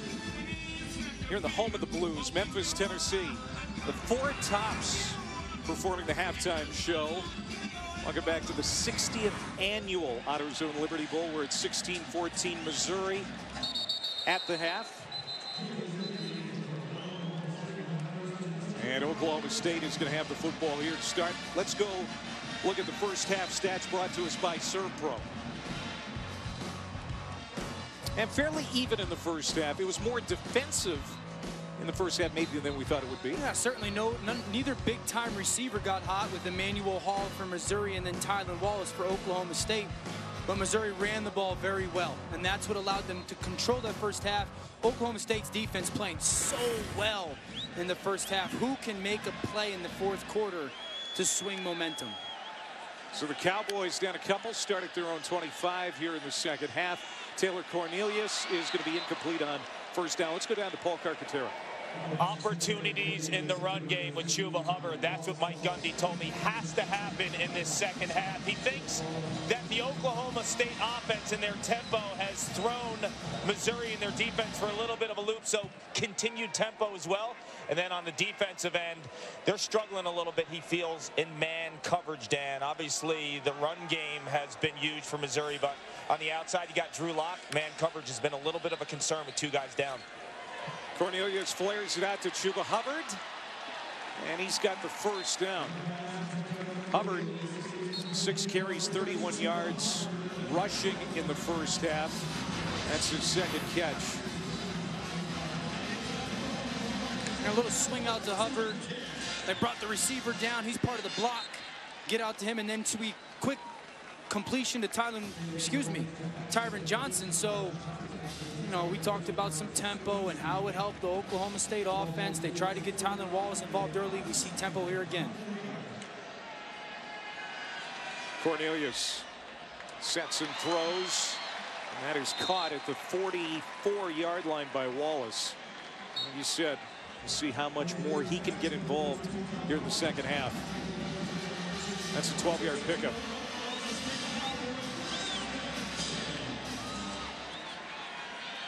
Cornelius complete again. Wallace took a huge shot there for Macy.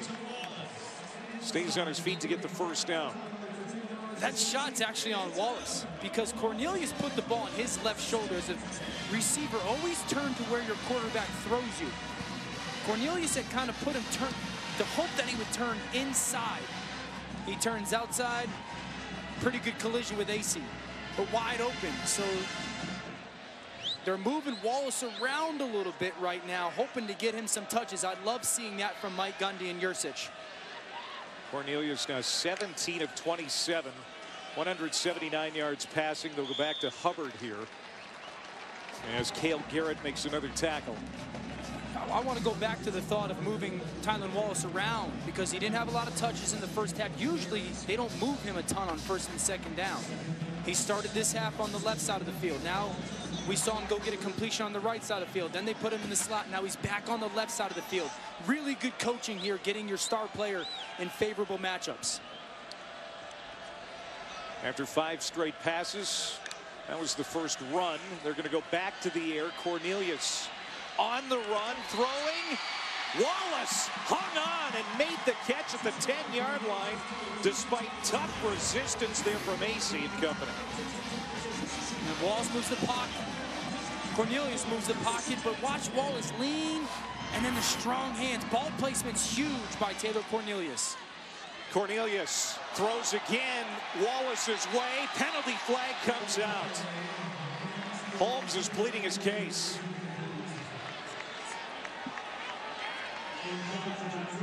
That's got to be PI. I mean, unless the ball got tipped.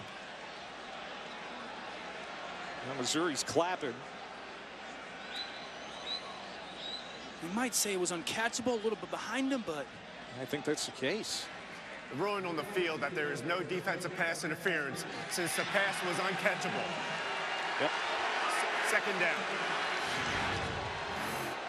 AC was called for a pass interference in the first half, and it looked like Holmes was going to get a PI here, but they said it was uncatchable. Yeah, you know, seeing a replay, I agree with that. That ball's thrown behind. I don't see that Wallace can stop and somehow reach back 4 or 5 feet behind him. Hubbard and Brown in the backfield on second down and goal. It is Chuba Hubbard looking for room on the near side. And he has stretched out to the sideline. After a 1-yard pickup, Tyree Gillespie, who Ryan Walters loves. He's the defensive coordinator for Missouri. It's now a 3rd down and goal here for Oklahoma State on their first possession of the second half. This is play number 10 coming up on the series. Be interesting to see because 3rd and goal from the 9-yard line. Missouri, in these situations, likes to rush 3 guys and drop 8. See if they play some coverage, but you got to find a soft spot in the zone if you're Oklahoma State offensively. Look for Tyron Wallace or Tyron Johnson in the soft spot. Cornelius on the move, caught by Wallace. Touchdown, Oklahoma State. Just camping out on the end line. Makes the grab to cap the drive. Watch the back of the end zone, so Cornelius knows that's that soft area right behind those safeties. A little bit of move to avoid traffic in the pocket, but so smart by Tyron Wallace, just hanging out back there. You put somebody in front of the safety, a little out by the tight end. His eyes look, moved by the quarterback. Receiver in the back of the end zone. And Amendola tacks on the extra point. 12th receiving touchdown of the year for Tyron Wallace, the All-American, and Oklahoma State goes back in front in Memphis.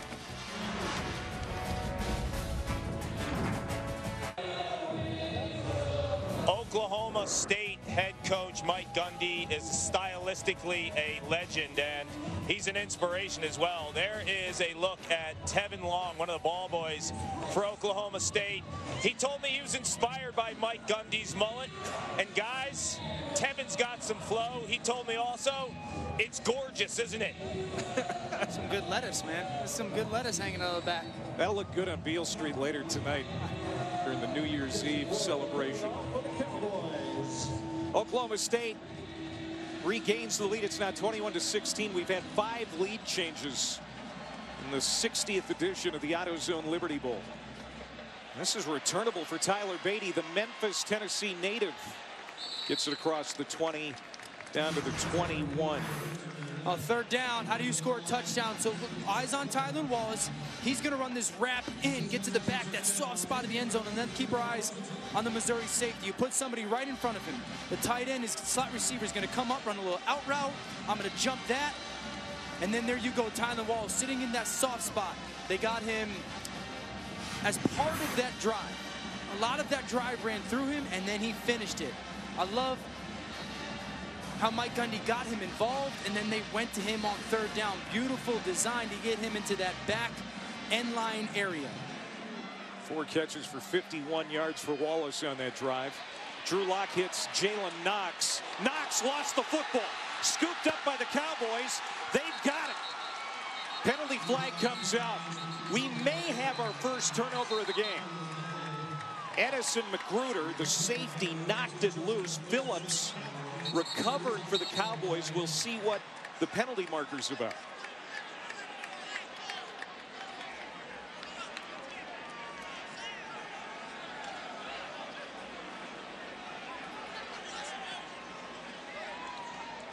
We talked about it. What defense? Both defense played so well. On the field is a fumble recovered by the defense.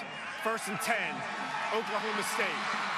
After the play, sideline warning. Oklahoma State, they're first of the game. A sideline warning. But Jalen Knox coughing it up. That's our first turnover of the football game. Magruder downhill, the senior from Houston, puts his helmet right on the football, just underneath that arm, carrying it for Jalen Knox, pops out, and really the almost horrific start from Missouri, scored on, quick turnover. You know, Missouri hasn't had a turnover issue really this year, with the exception of the 3 straight losses to Georgia, South Carolina, and Alabama. They turned it over 8 times in that 3-game span. They turn it over here, giving Oklahoma State great field position, and it's Chuba Hubbard running out of bounds. And Oklahoma State has a ton of momentum right now. Missouri lucky there's no horse collar there. It looked like a little tug inside the jersey there.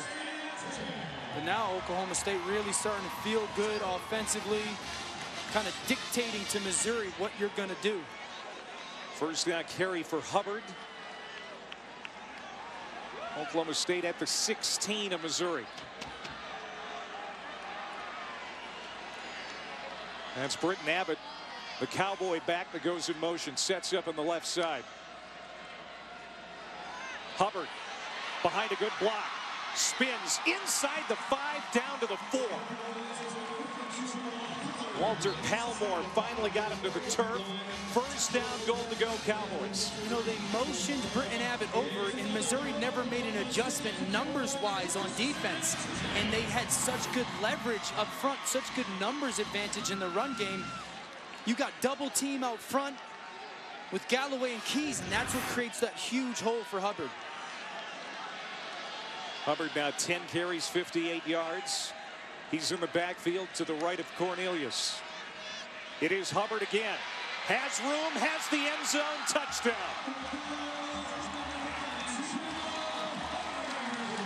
And the Cowboys make Missouri pay for the turnover. You hear me say it all the time, Clay. It's not necessarily just about turnovers. What do you do when you get it? Oklahoma State gets it. Couple big runs, and Hubbard with the finish.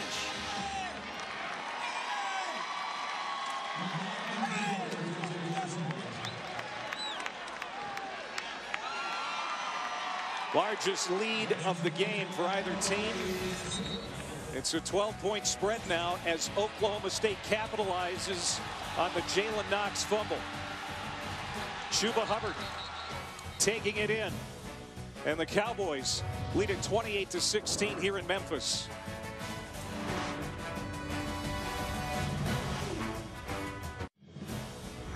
The AutoZone Liberty Bowl, brought to you by FedEx. Possibilities, what we deliver by delivery.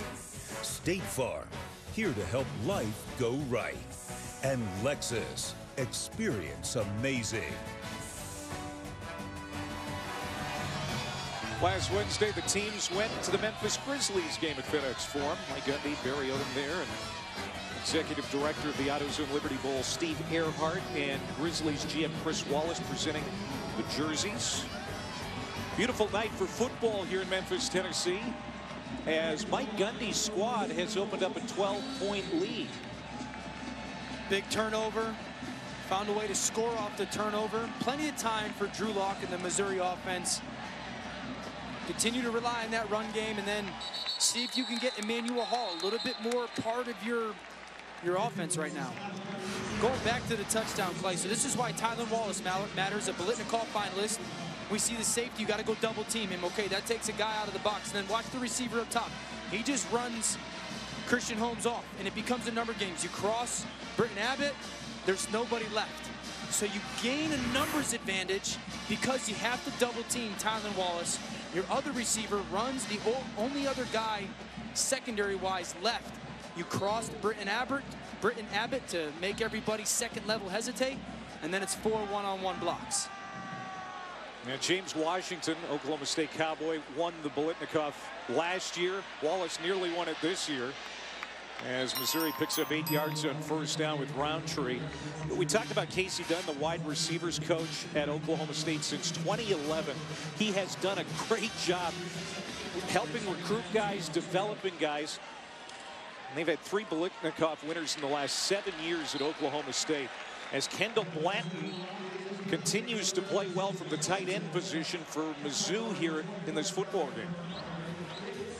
And he talked about Casey Dunn and the impact that he's had on Oklahoma State and the receivers. Drew Lock, this is your last half of football at Missouri. You got an NFL future, there's no doubt about it, but this is a perfect opportunity for you in the last 24 minutes of your college career that's been incredible to find a way to rally your football team. Back-to-back touchdown drives in the second quarter. Last 2 possessions haven't had anything go their way, and now out to midfield is Roundtree. But we got a penalty flag now. This might be holding.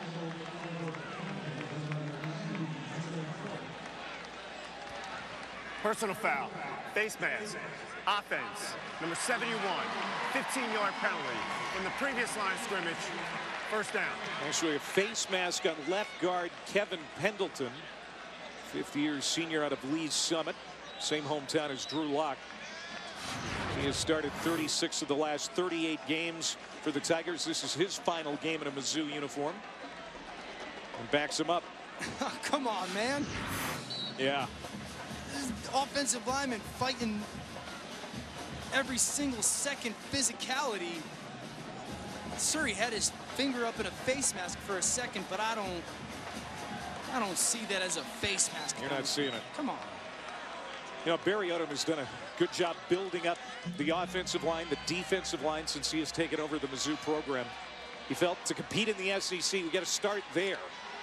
Drew Lock on first down and a mile is complete. The O-line very good. It returned all 5 starters this year, and they've kept Drew Lock clean in the pocket. Coming into this game, they had only allowed 13 sacks on the year. And part of it is the scheme of their offense, too. You know, they've done a nice job of getting the ball out of Lock's hands. He's run it really well. But, man, 2nd and 20 or so right now. You can't rely on your run game that much. Lock, Roundtree, and 3rd down. And this is why I don't like that call. First of all, you got a great quarterback. You got really good weapons. And I've said this before, Clay. You run a run play, you get 7 yards. It's still going to be 3rd and 13. A 7-yard run is a good play. Now it's still going to be 3rd and long. Pressure picked up. Man wide open, first down. Barrett Bannister rolls inside the 35 to the 32-yard line. The redshirt freshman from Fayetteville, Arkansas, with a catch at 38 yards. How about the eyes from Locke? He moves in the pocket just a little bit while staring to his left. That gets everybody to move, and then he wraps Bannister around. Really, really big-time play by Locke. Moving at safety, peeking to his left and finding Bannister. That's one thing about these bowl practices. Guys that didn't make a big impact during the regular year, a lot of times freshmen show up in these bowl games. Barrett Bannister with his first catch of the year. Larry Roundtree, as they go back to the ground game, picks up 7. That's the thing. These coaches so often are more excited about the extra bowl practices than anything else. That was the case with Mike Gundy. 16 extra practices? Are you kidding me? We'll take it. That's a big deal, because you start to prepare for the future. You get extra guys reps. Reps are such a big thing. Experience teaches you so much. Play fake. Lock. Man open. Knox. Touchdown. Jalen Knox. But there is a marker down back at the 35-yard line. Knox was the guy who coughed it up on the last Missouri possession. He may have just made up for it. Holding. Offense. No. 71. 10-yard penalty. 2nd down. And that's the 2nd penalty on Pendleton in this series.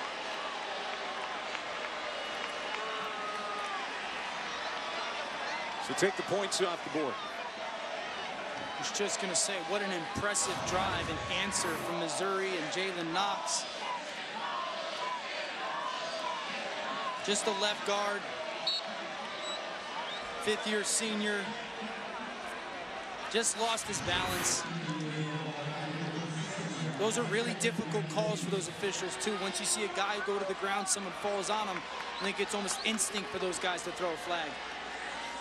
So now 2nd and 14. They get backed up. There's Bannister again. He is cut down quickly by A.J. Green. 3rd down. And about 12. Well, the last 3rd down before the half, Jim Knowles played cover 3. Missouri didn't convert. That last 3rd down, when he hit Bannister on the crosser, was cover 3 again.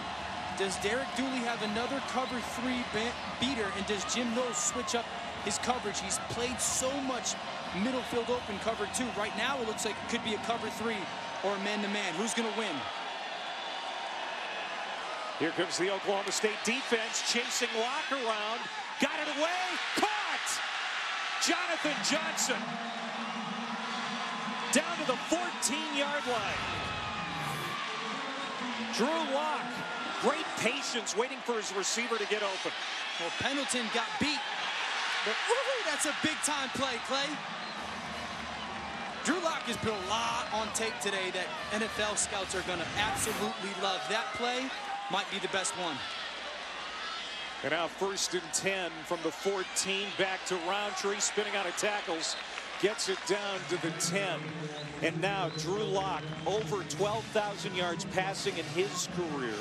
Only the second SEC quarterback to do so. Of course, Aaron Murray out in front of everybody, the great Georgia quarterback.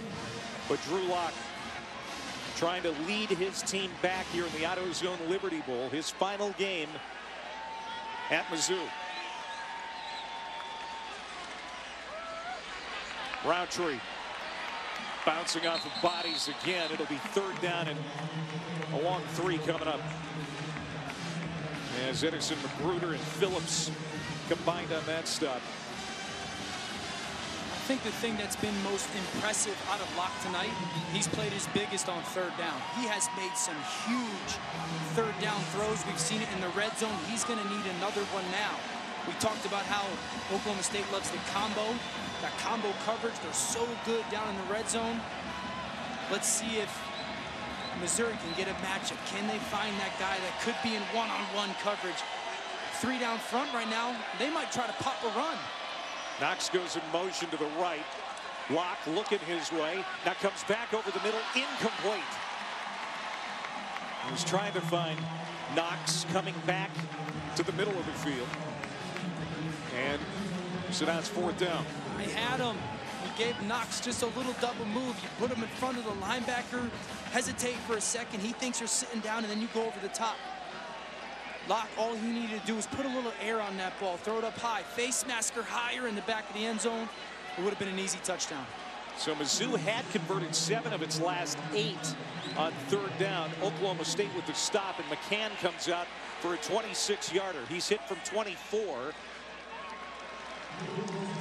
And it's the second time here today that Mizzou has had to settle for a field goal. They make it a single-digit deficit. 28-19, Oklahoma State with the lead here in the third quarter.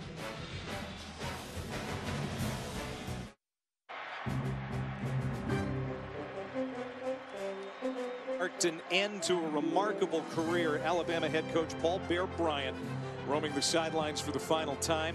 Alabama won the game 21-15 over Illinois.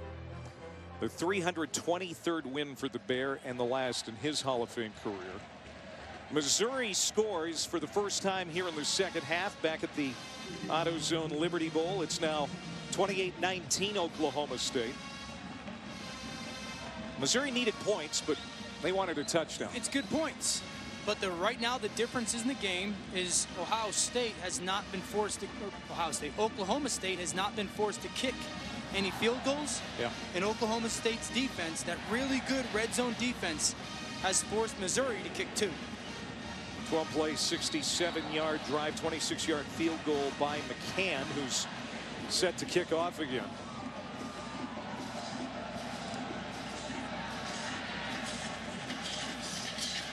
Fair catch called for, and they'll bring it out to the 25. That was Landon Wolf. Now let's take a look at today's clutch delivery brought to us by Chipotle. How about this third down pass by Drew Lock? We talk about a guy evading pressure and then finding Jonathan Johnson on another huge third down crosser, and that's what allowed them to get into that red zone and kick that field goal. A lot of big plays from Drew Lock tonight on third downs. We saw another one there to Jonathan Johnson. 223 yards passing now for the senior. Next year, Clemson transfer Kelly Bryant is going to run the offense. Again, a big coup for Barry Odom. But Barry was telling you and I yesterday, I want to win this game for a lot of reasons. The biggest is for Drew Lock. I want him to go out with a W. And now Oklahoma State going back to earth. Cornelius is run out of bounds and run out hard by Terez Hall. Cart? Well, flag is down here, Clay, but you're talking about Drew Lock. How about the fifth-year senior, Taylor Cornelius? This kid bet on himself. All-state in basketball, baseball, and football. Broke the record in the school high jump, but he was 175 pounds, and he had 0 offers. He came to Oklahoma State. He waited his time. 5 years later, 50 pounds later, he's in the biggest spot in his career. And he's played his best games against the toughest opponents this year. Here's the penalty. Add to the play. Unsportsmanlike conduct. Offense, number 51. Foul being forced from the end of the run. Second down. That's on Arlington Hambright. And that's the 5th penalty against the Cowboys. I mean, first of all, there's certainly a little extra finish from Terez Hall there. But then Hambright came in and made matters worse for Oklahoma State, number 51. Every offensive lineman and offensive line coach in the country is going to go, Hambright, you did the right thing. I'm telling you, he did the right thing. He's sticking up for his quarterback right there. Junior from Ypsilanti, Michigan. Backs the Pokes up to their own 13-yard line. Second down and a ton. They'll dump it off short to Chuba Hubbard. Gets behind some blockers, gets across the 21 and gets pasted. So third down now for Oklahoma State. Yeah, Taylor Cornelius is an interesting character, as Paul was talking about. There's a man down here from Mizzou. It's Walter Palmore, the nose guard.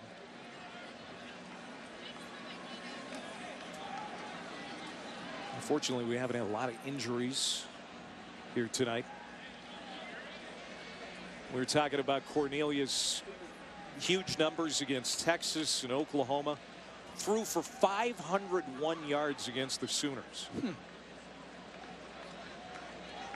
were talking to Mike Gundy about Cornelius. Gundy even said, listen, there's moments when our offensive coordinator Yurcich maybe asked him to do the stuff that Mason Rudolph from years past was able to handle. Maybe we put him in bad situations. We needed to block a little better. Guys around him needed to make a couple more plays. So if you look at what Taylor Cornelius has done this year, it's been a really remarkable year. He's played fantastic football. Against West Virginia, became the first Cowboy quarterback to pass for 300 and rush for 100 in the same game. At 6 total touchdowns. There's the mastermind of the offense, Mike Yurcich. Getting some NFL interest, right? He's getting a lot of interest. All over the place, he's a hot name.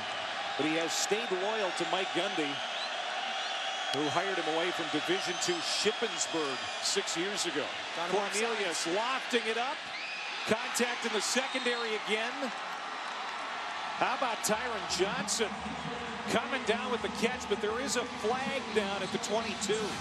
It's offsides.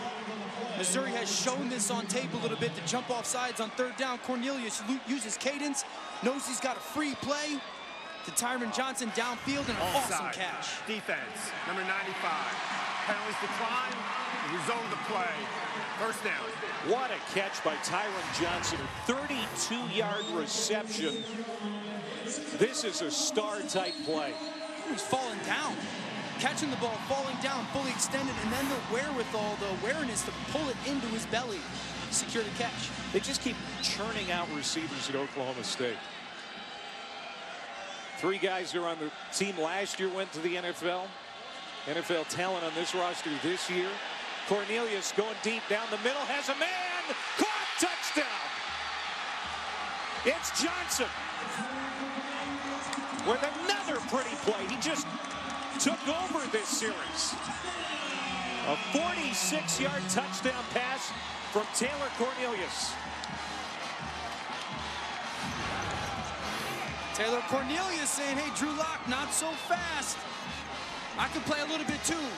Move the pocket, man, running full speed. Back across his body. That's about a 50-yard launch downfield to Tyron Johnson.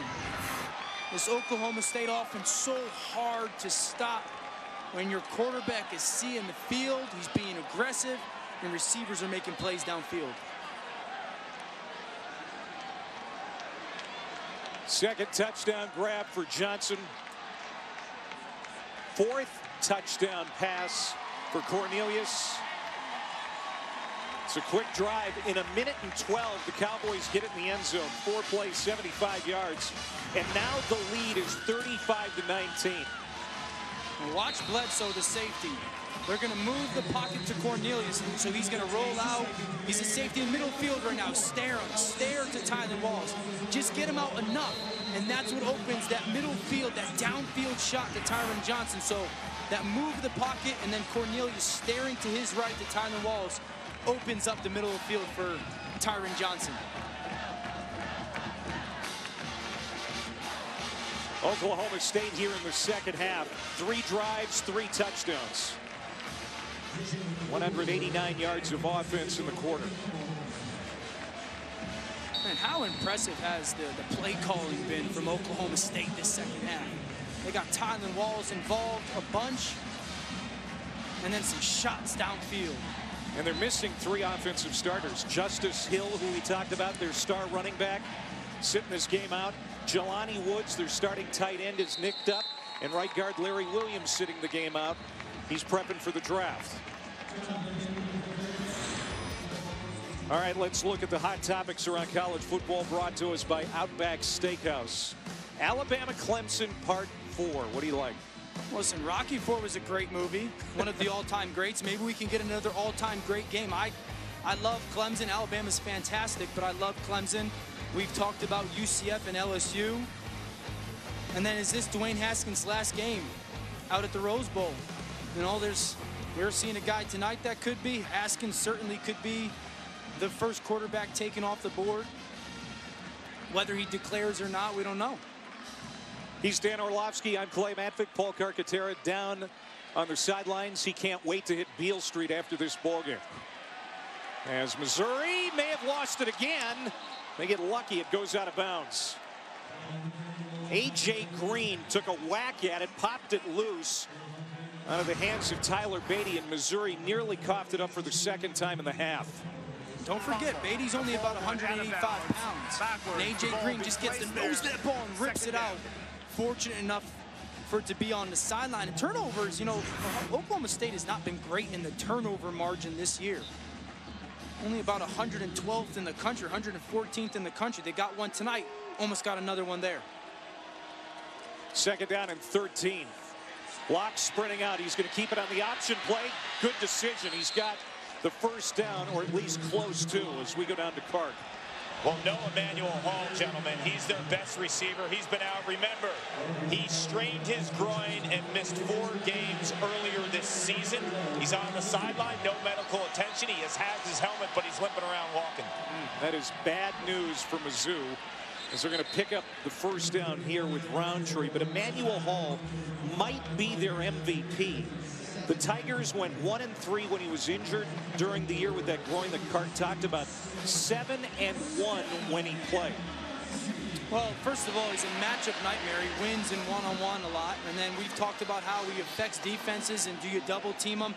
And it's just a comfort level with Drew Lock. The comfort to be able to throw him the ball in man situations. Lock overthrown. And we see it there. We see it right there to Jalen Knox, the young true freshman, struggling to beat some press coverage. Emmanuel Hall did not have that issue. Drew Lock even talked about Emmanuel Hall being his blankie, like a little kid. Like every kid struggles to sleep without their blankie. I sleep better knowing that Emmanuel Hall is there. So, man, there's a lot of pressure on Drew Lock right now and some of his young receivers to step up. Yeah, it's been a tough year for Emmanuel Hall. Lost his dad earlier this year. He's been battling injuries all season. Jonathan Johnson with the catch and run for a first down. He's out at the 47 for Missouri as we're under 2 minutes to go here in the third quarter. But Emmanuel Hall, he'll be joining Drew Lock at the Senior Bowl next month in Mobile. Huge opportunity for those guys to go out there and compete against, obviously, the best players in the country that are come out for the draft, and so many eyeballs that they'll have the opportunity to perform in front. Here's Locke. Hit, stays on his feet, and gets rid of it. Let's go back to Clark.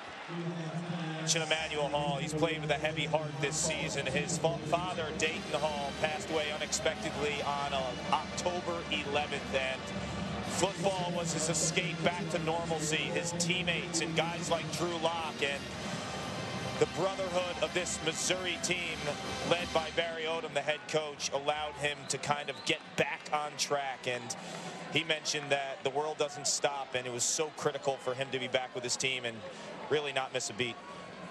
Tennessee native, grew up in Franklin, Tennessee, just south of Nashville. And Barry Odom and the Tigers certainly miss him not being out on the field right now. Down 16 points. It's Johnson again. That's a gain of 4, third down.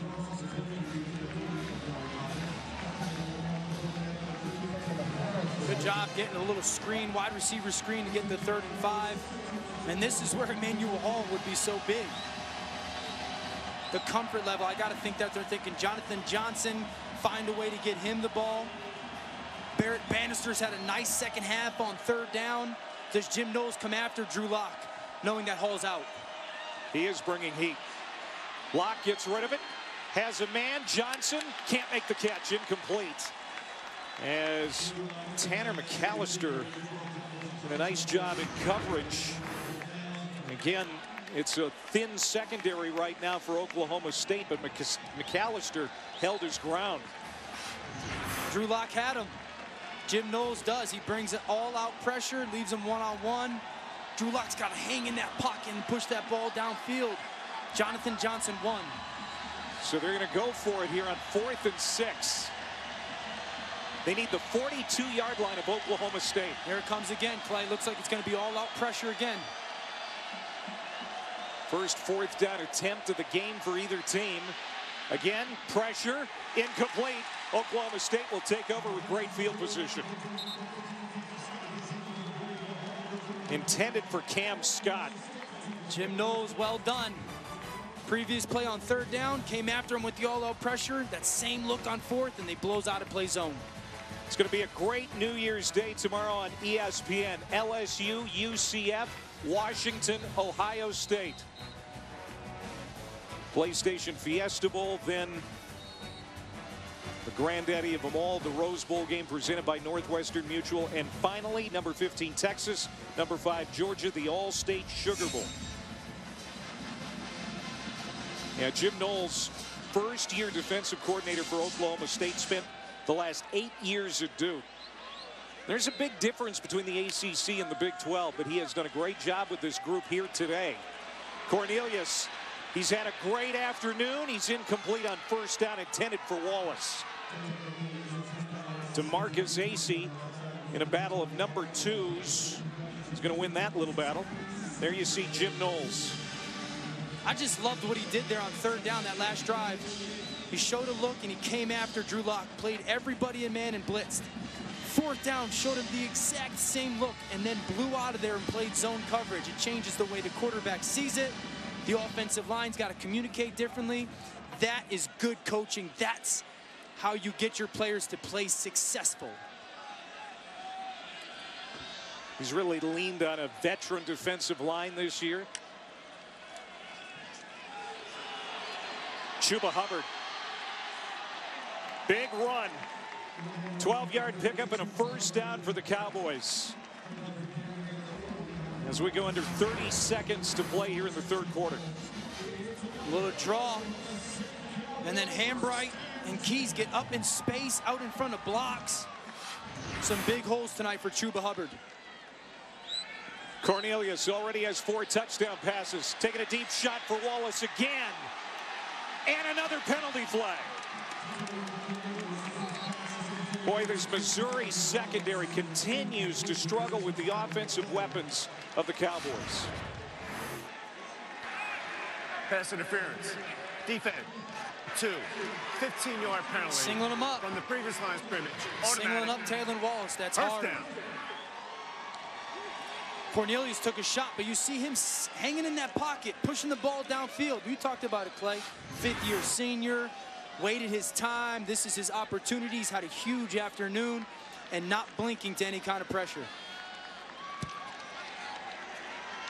Cornelius has already tied a Liberty Bowl record with 4 touchdown passes. And we've got 4 seconds to go here in the 3rd quarter. He'll flare it out to Wallace. Back to Cornelius. Cornelius is chopped down for a loss as Christian Holmes and the Missouri defense was ready for that razzle-dazzle. And that brings us to the end of the 3rd quarter. A 3rd quarter that saw Oklahoma State outscore Mizzou 21-3. They've got the lead going to the 4th here in the 60th edition of the AutoZone Liberty Bowl. 35-19 Cowboys here in Memphis.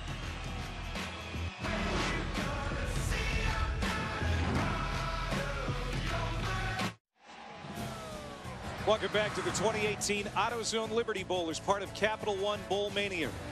From Liberty Bowl Stadium in Memphis, Tennessee. Great Missouri contingent here. We're only 3 hours from St. Louis. Pretty good Oklahoma State crowd, too. And it's 35-19 Cowboys. It's a 2-score game, but the Cowboys driving for more. 2nd down and 13. Cornelius in trouble, gets away, got rid of it, and it's intercepted. Picked off by Cam Hilton. Speaking of St. Louis, that's his hometown, and that's the first giveaway by the Cowboys in this one. This is something that, you know, has shown up on tape a little bit with Taylor Cornelius, is when he gets out of that pocket and it's a little bit of panic mode around him, sometimes there is a bad decision involved. Easy thing to do is just launch that ball the way he had been playing such a clean half of football, or really game of football this afternoon, and just forces that one there. Huge takeaway from Missouri. And listen, Drew Lock, it's time.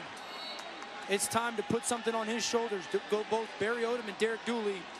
He's got to step up and make some huge plays here in a 2-possession game. Big moment for the Mizzou defense. They hadn't given up more than 28 points since October 20th to Memphis. They've given up 35, and Cornelius and company was looking for more until that pick. Lock now taking a shot. They got it. Foot race. Nobody's going to catch him. Touchdown, Jonathan Johnson. 86 yards. But there is a penalty flag.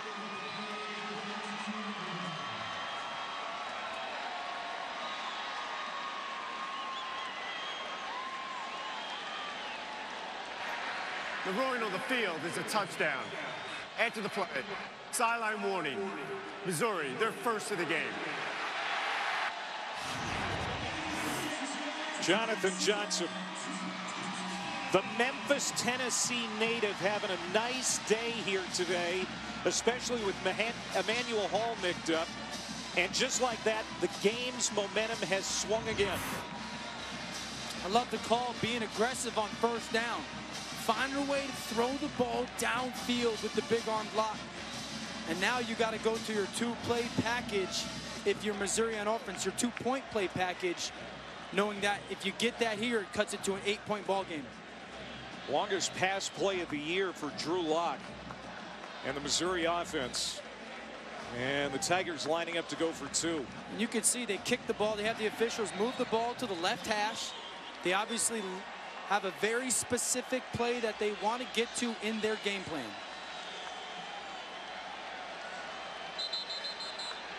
A little confusion over on that Missouri sideline, too. Timeout. And the Tigers are going to call a timeout. Jonathan Johnson, 137 yards receiving now after that 86-yard touchdown grab. Well, it starts from that pick, right? The Missouri defense forces Cornelius into a bad decision. Hilton there for the interception, and then one play. A quick shot downfield to Jonathan Johnson, a rope by Drew Lock. He's got enough speed to run away. And that's how quickly that stuff can flip. The junior from Memphis with a big touchdown. So Barry Odom's had a change of heart. He's going to bring Tucker McCann out for the PAT instead of going for 2. What? Why would you do this? This will make it a 9-point difference if he can make it. He has missed an extra point here today. Out of the hold of Corey Fatoni. This time it's true. And the lead is 9 for Oklahoma State with 14:41 to go at the AutoZone Liberty Bowl. Jonathan Johnson in front of family and friends with an 86-yard touchdown catch and run. Back here at the AutoZone Liberty Bowl in Memphis, Tennessee, the home of Elvis Presley, of course. Got a chance to go through Graceland the other day. That was great. There's the Progressive Bowl Challenge Cup. And that's going to be awarded to the conference that has the highest winning percentage in the postseason. You can see the ACC has the lead right now with 1 game remaining, but look at the SEC down there, 3-2. They've got 7 bowl games yet to play, including Texas A&M, which is coming up after ours in the Tax Slayer Gator Bowl against NC State. And fair catch called for. Oklahoma State will have it at the 25. So you're still thinking about what Barry Odom did. Well, I don't know if I don't agree with it, because you're down 9 right now. If you go for 2 and don't get it, or if you kick the extra point, it's a 2-possession game for you. But if you go for 2 and get it, you've now cut it down to a 1-possession game. There's no reason for you. And why did you call timeout and then kick the extra point? Save the timeout, take the 5-yard delay of game and kicks the extra point. It's not going to have a tangible difference on you. So I don't understand the logic or the thought process behind not going for 2 there and then calling that timeout. Well, there is a lot of time left in this game. 14:41 to go. Cornelius and Oklahoma State going back to work. They'll run it right up the middle. It's a good one, close to the first down for Hubbard as we go down to Clark. You know, after that last interception that Cornelius threw that resulted into a Missouri touchdown, I watched him on the sideline. He was emotionless. No facial expression. No teammates went up to him. And I'll tell you, it's a positive thing, because when you talk to Mike Gundy, he calls Cornelius an 80s, 90s old school throwback and a tough son of a gun. That's kind of what Gundy is. That's why he likes him. His 12th interception thrown this year. Missouri turns it into points. Both teams have capitalized on turnovers as Cornelius kind of stumbles down there. Did he get enough for the first down? I don't think so. So it'll be 3rd down and short, very short.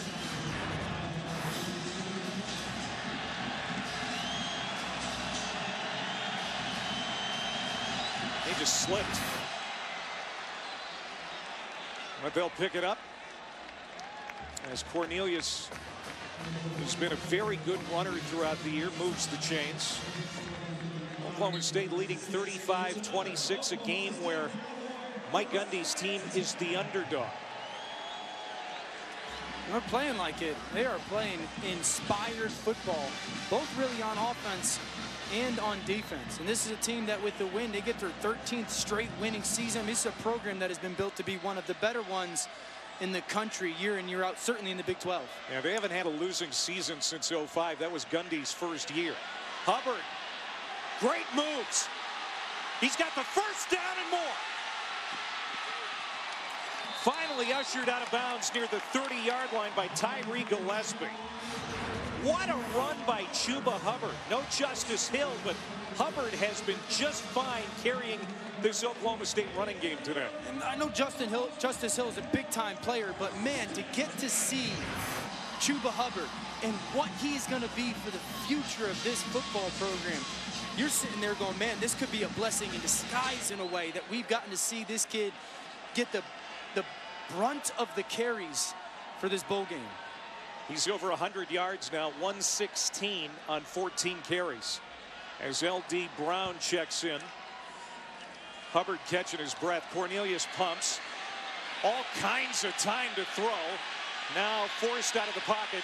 Chased all the way to the sideline. He'll get rid of it. And it is intercepted. Cam Hilton again. Second interception.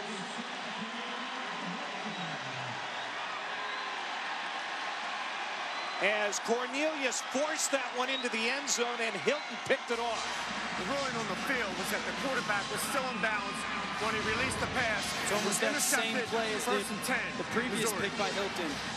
Cornelius doing a great job of hanging in the pocket, offensive line giving him protection. But let this play die. You did it in the first half. But back-to-back drives, just trying to do too much, trying to be the hero, trying to make the hero play. And it burns your football team. And that's very close on the sideline by Turner. Cam Hilton, who has played all over the field during his Missouri career, with his second pick of Cornelius here in the half, but give an assist to Chris Turner. He had the pressure on Cornelius, chasing him all the way to the sideline. Yeah, relentless. And it forced that decision by Cornelius. And now Drew Lock has another opportunity off the turnover. He'll backpedal, throwing deep, looking for Johnson again. This one lands incomplete. And how about Derek Dooley going for the jugular on first down? As they should. Go be aggressive. It worked last drive. One thing I will say, I haven't liked seeing the fadeaway so much by Drew Lock. Like, keeps fading away from his throws. No need to. Step in, launch it downfield. Number 77. Penalties decline. Second down.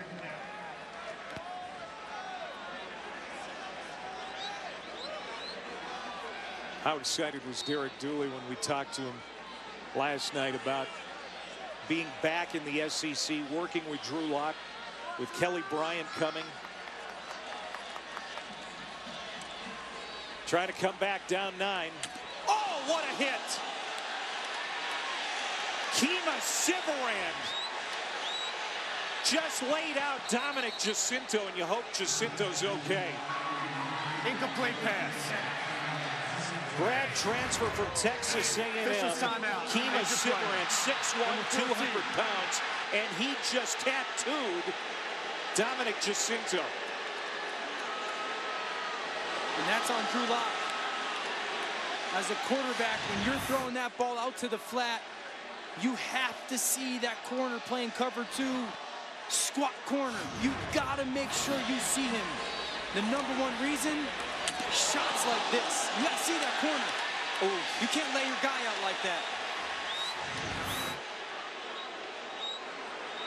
No flag on the play.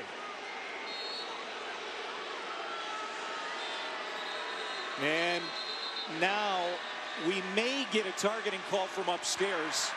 The booth can initiate a targeting call. And we'll see if that's the case here. This last play is under review. Our replay official is Tom Fiedler. They're looking at it upstairs. Back in a moment.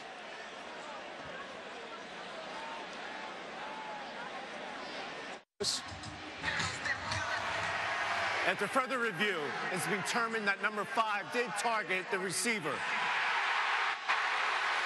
On the defense, number 5 for Oklahoma State has been disqualified for the game.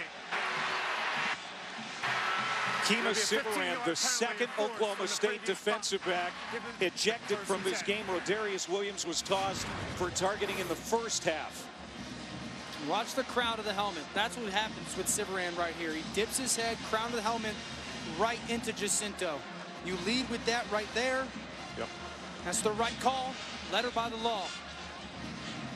Letter of the law that they're going to call that. And now, don't forget, when Rodarius Williams went out for a targeting, Missouri went right to the backup on a deep shot. Now that Siverand is out, they've spread the field on first down. You're going to have a lot more backups on the field right now, options-wise, if you're Drew Lock.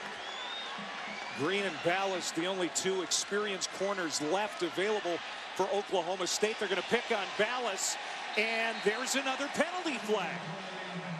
They went deep to Jalen Knox, picking on Bryce Ballas, the reserve defensive back. Defense, number 14. 10-yard penalty from the previous line of scrimmage. Automatic. First down. It is a penalty on Ballas. And smart by Derek Dooley. Find the guy that just came on the field and go after him. And they go with a double move to Jalen Knox, and there's plenty of holding there. And I promise you, Derek Dooley's going back to it.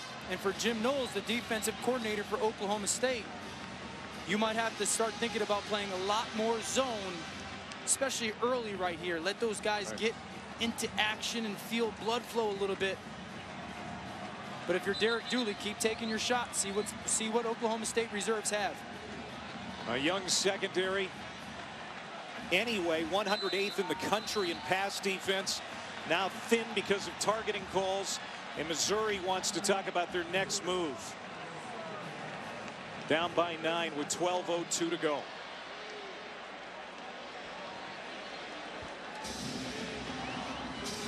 Well, coming up tonight, 7:30 Eastern, our New Year's Eve Bowl tripleheader is capped off by NC State and 19th ranked Texas A&M in the Tax Slayer Gator Bowl.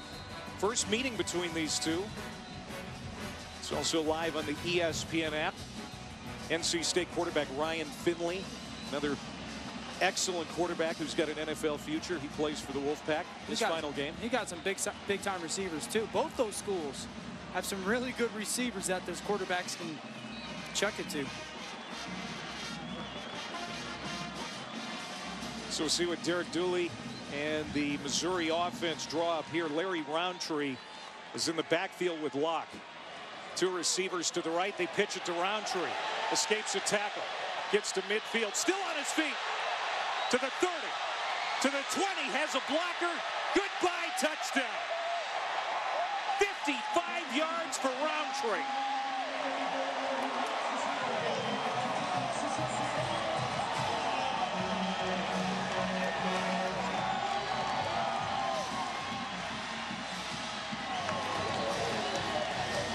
Turnovers and big plays.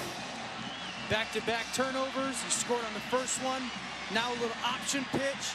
Edison Magruder misses the open field tackle. Some nice blocking downfield by Missouri's skill receivers, and Roundtree enough speed for the score. And now Barry Odom is going to go for the PAT again. He has Tucker McCann out there. Again, he has missed an extra point kick tonight. This to make it a 2-point difference. Fatoni handles another fairly high snap. This time gets it down, and McCann buries it. 35-33, under 12 minutes to go. Missouri has scored 14 points in 38 seconds. Well, they've scored on 2 turnovers. I just love the fact that watch the effort downfield by the Missouri skill receivers. Jalen Knox, the true freshman, fumbled himself, blocking downfield to get Roundtree in the end zone. And how quickly it turned. Oklahoma State had the third quarter. It seems like Missouri's owned the fourth quarter, and now we got a good one. Yeah, now we're kind of getting that shootout we thought we'd have all game long. Old Big 8, Big 12 rivals. There you see the offensive comparison. The points off turnovers starting to become a big statistic. 14 points off turnovers for Mizzou now. 53rd all-time meeting, second bowl meeting in the last 5 years between Missouri and Oklahoma State. Missouri beat Oklahoma State in the 2014 Cotton Bowl, and now trying to come from behind here in Memphis. Let's go back to 2014, January 3rd, with 5 minutes to go in the fourth. Desmond Rowland ran it in from a couple of yards out to give the Cowboys the lead. Missouri marched down the field in less than 2 minutes. Henry Josie with the 16-yard touchdown run on the next possession. That Missouri defense was so good that year. Big play, and they win it in Dallas 41-31.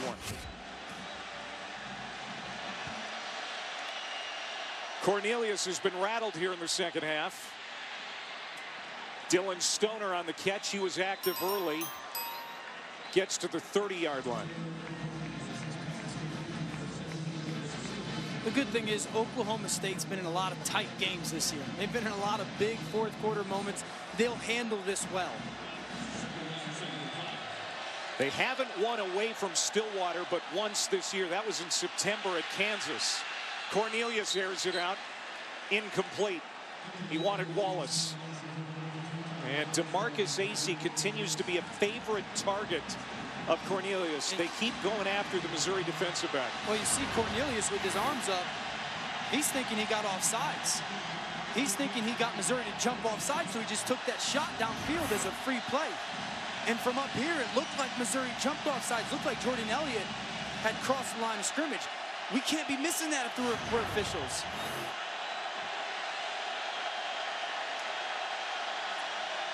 That's offsides. Yeah, let it go. So now third down and a long 5. Oklahoma State has been great on third down, 8 of 11. Cornelius slides up, and he's sacked. Terry Beckner and Nick Bolton meeting at the quarterback. Second sack for the Mizzou defense. Well, they play 2-man. They're playing coverage, but watch Bolton, 32, just hanging there, reading Cornelius, spying you. You want to run, and I'll go attack you. That's something that Ryan Walters, the D coordinator from Missouri, likes to do. Leave a guy there for the spy, for the quarterback, just in case he tries to get out. Only rush 3, play some coverage, leave someone responsible for the quarterback. And Oklahoma State has called a timeout before the punt. 10:41 to go. Missouri ready to get it back down 2.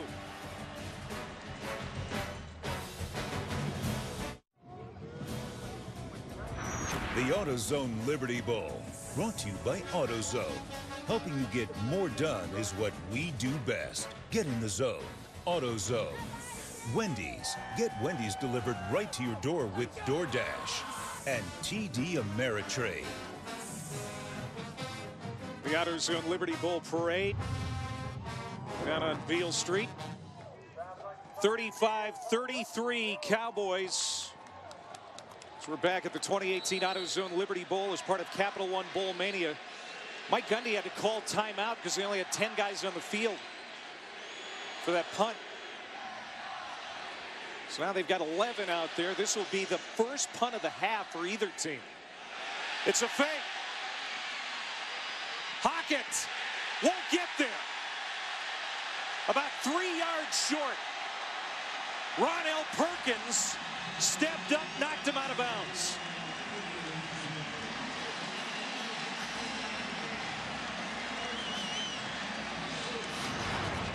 Listen, I know it's going to be questioned. I love the call from Gundy. Be aggressive. It's a bowl game.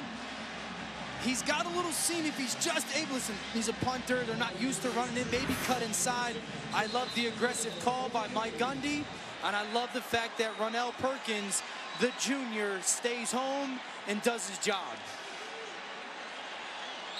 And now they hand it over to Missouri on a short field. And this offense is clicking along on all cylinders. They've scored on their last 2 possessions. Roundtree in the backfield. 1st and 10 from the 32 of Oklahoma State. Block over the middle, incomplete. Where's the depth right now, gentlemen, on the field? And that's going to be tested. We know that 2 Oklahoma State defensive backs have been tossed for targeting. Emmanuel Hall on the other side for Missouri, the wide receiver, their best wide receiver. He's been out with an injury. And then Dominic Jacinto, who took that huge hit. Trainers were working on his left shoulder area. He's not back in this game, so it's a battle of depth. Who's got it? Yeah. And that doesn't surprise me at all that Jacinto is still shaken up. That was an awesome shot.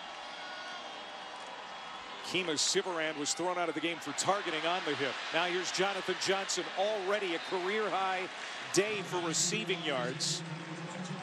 That's another 9 yards. So he's got 145 on the day. They go with tempo here on 3rd down and short. They give it back to Roundtree, runs into a wall. Short. In fact, a loss of 1. Justin Phillips, the middle linebacker, the team leader in tackles, made an important hit for the Cowboys. Phillips times it perfectly off that snap, and that gets underneath that Missouri offensive line. What a huge play in tempo situation to force this field goal attempt. So Tucker McCann is going to come out for another field goal attempt. He's 2 for 2. He's hit from 24 and 26. He's got the longest field goal in college football this year, 57 yards. This is well within his range, but it's blocked. And it's going to stay a 2-point game. Mike Scott, big number 91, with that 6'5" frame, got an arm on it. How about the back-to-back plays, the 3rd down stop, and then Scott with the swim and get up both hands, clips it with his right. I mean, you talk about a swing of emotions, the fake punt, they don't get it. A huge 3rd down stop by Justin Phillips, and then the blocked kick. And it almost, you could feel it breathe life into this Oklahoma State fans. The sideline, let's see what their offense can do with it, but what a swing of plays. Mike Scott, the junior from Irving, Texas, preserves the lead for the moment for Oklahoma State. Cornelius, hands off. Here goes Chuba Hubbard back to work. Cuts it up, It's across the 30 and dives ahead to the 33-yard line where Oliver brings him down to the turf. Another excellent run by Hubbard on first down. I think the thing that's been most impressive for him tonight is his ability to break some tackles. I anticipated him to be fast, saw his speed on tape, but just his lower half being strong enough to run through some arm tackles.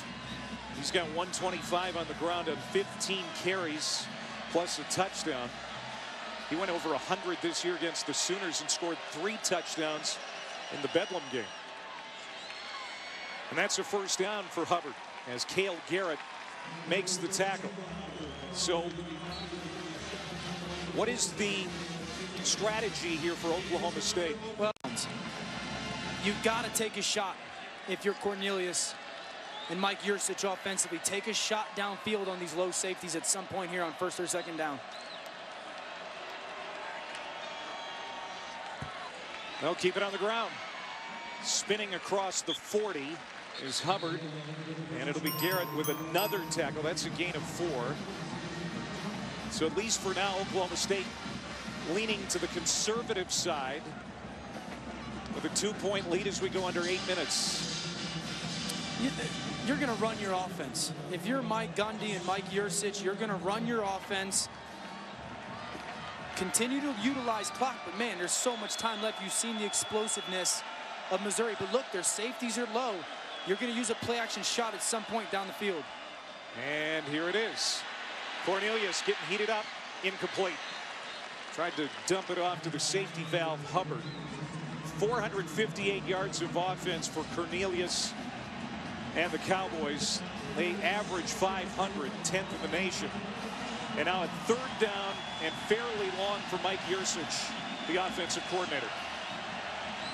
And so much early on was man pressure. Here came man pressure from Missouri. Stoner was the guy that Taylor Cornelius went to. He's got man again. You get man across the board, and here comes some pressure. Find your matchup that you like. They'll run it. Hubbard finds room. First down and much more into Missouri territory. What a game for Chuba Hubbard. Redshirt freshman stepping up in the absence of Justice Hill. Really what a call by Mike Yurcich. Realizes that here comes the pressure. Anderson loops inside. I'll call a run right into it. Gutsy third down play call. It's a career high for Chuba Hubbard, 145 yards. Of course, it's been a short career, just a handful of games, but he has been fantastic. Out in the flat, this is Landon Wolf plucking away, and he steps out at the 43. Chuba Hubbard, former track star from Canada. I mean, this is turning out to be an incredible find for the Oklahoma State coaching staff. Cornelius down the sideline has a man wide open. It's Tyron Johnson, still on his feet, finally brought down at the 17-yard line. Tyron Johnson also having himself a great game. He's over 100 yards receiving with a couple of touchdowns. It's a little double move off the play that they just used. A little quick wide receiver screen fake and go down the sideline. After the 26-yard gain, they go back to Johnson. Keep moving the football. This time it's a 7-yard gain down to the 10. Boy, a touchdown here for Oklahoma State would be devastating to Missouri, who seemingly had all the momentum there for a while. Now Cornelius to the end zone. Contact, incomplete, no penalty marker. That battle between the two number 2s, Wallace and AC. This time it lands incomplete. They've been going at it all night. Yeah, and they're going to continue to put Wallace out there. They're taking 3 receivers on the left hash, putting them into the boundary, leaving Wallace out there to the field by himself. Saying, if you're going to cover him one-on-one, we're going to continue to take our shots. This has been the longest drive of the day for Oklahoma State. 14th play of the series coming up. Hubbard in the backfield. Cowboy back, Britton Abbott is out there too. Cornelius, incomplete. 4th down. He wanted Hubbard. That was an incredible play by AC, because it's man-to-man. He should be following his receiver down inside on the left side of our screen. but he just senses, feels that lineman coming out. He feels Hubbard releasing, falls off his receiver, and is there to make the play. He should have never been in that picture. Beautiful play call by Yurcich. Just a really aware play by the junior out of Dallas, DeMarcus Acey. Big field goal attempt for Matt Amendola. 15 for 21 on the year. A long of 48, this from 27. And it's good. And the lead is now 5 for the Cowboys with 5:54 to go. So Drew Lock and the Tigers will be back on the field when we come back in a one-score game here in Memphis.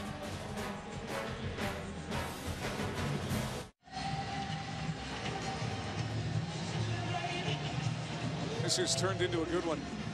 The AutoZone Liberty Bowl, 38-33. Oklahoma State leading with 5:54 to go. Drew Lock in Missouri ready to get it back.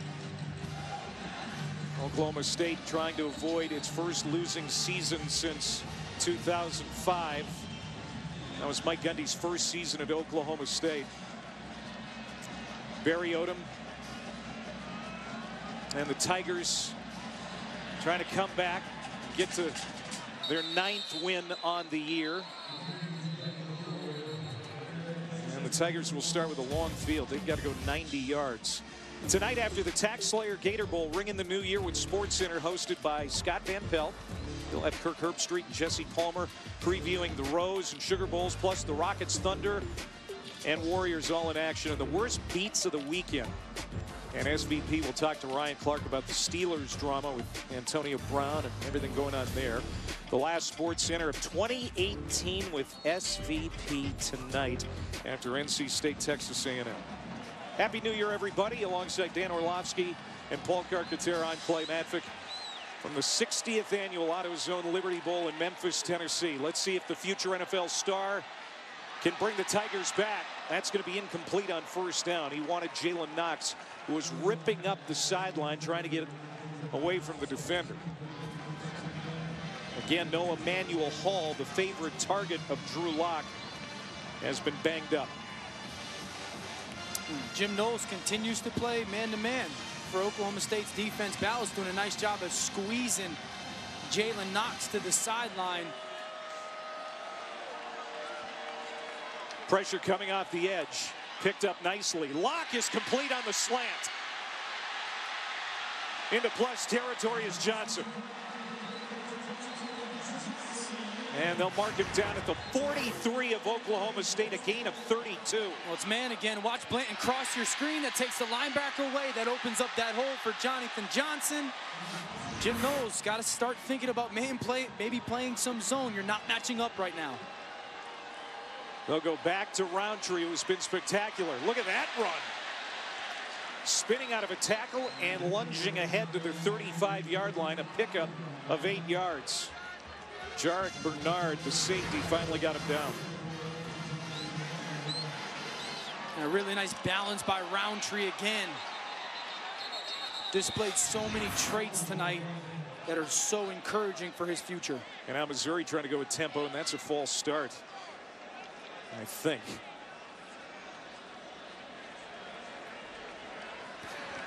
Snap infraction. Offense, number 55. 5-yard penalty. Remains second down. A very steady center the last couple of years, Tristan Colon Castillo. But, there's a penalty. It goes against Barry Odom's Tigers. They've got plenty of time to work with, but they only have 1 timeout remaining. They called it to remember after the touchdown, 2, kick the extra point, whatnot. I'm just saying with Jim Knowles, with Rodarius Williams and Sivrand out, you've been depleted in your secondary. Playing a lot of man coverage to a team with a lot of weapons is difficult. 7-hour drive from Stillwater, Oklahoma. Big Cowboys contingent here in Memphis. They're getting vocal, want to stop. Roundtree stepping out of more tackles and spins to the 35-yard line, short of the first down. And it'll be 3rd and a long 2. As Roundtree is going to come out. And they're in this situation. I'd love to see them continue to utilize their run game. You know, Drew Lock, athletic enough. You can use some zone read if you want to. Hold the defender if he collapses. Your offensive line is one of the best in the country. These are moments late in games where you can count on them, push people off the ball. Lock rolling out on the bootleg, holding it, and he's got the first down. Drew Lock scampering to the sideline, moving the chains, keeping the drive alive for the Tigers. We're just doing a really nice job out on the edge. He kept the ball up. He's looking downfield at Edison McGruger, the safety, like, I can still throw. You can't come get me just yet. I can still throw it. And that made McGruder just hang back a little bit. And that gave him that space to get that 2-3 yards needed for a first down. Missouri was down 16 points at one point here in the second half. They have outscored the Cowboys 14-3 here in the fourth quarter. Tyler Beatty in the backfield. Lock pumps, lets it go, looking for Knox. Caught! That's a catch for Jalen Knox. And he is going to be down at the 7-yard line. Knox is slow to get up. But what a reception by Jalen Knox, the true freshman from Texas.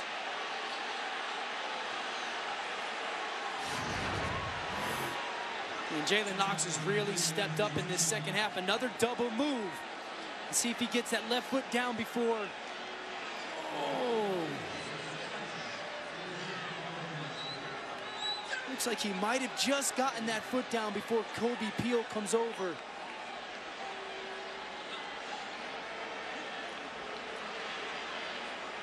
I wish I could tell you, I don't know. It almost looks like his left foot's going down, but Peele kind of lifts him up in the air. And I don't know if his foot gets down. It doesn't look like to me. Yeah, it doesn't look like to me. It looks like it's going down, and then the hit by Peele lifts him up in the air.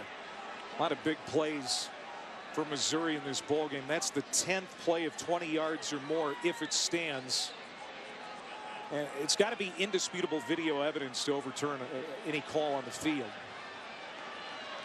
I will say this, whether it's ruled a catch or not, big time tough catch by a true freshman. To know that that safety's coming over and taking that shot. It looks like to me it's a catch. The reception is under further review. So they are going to look at it again.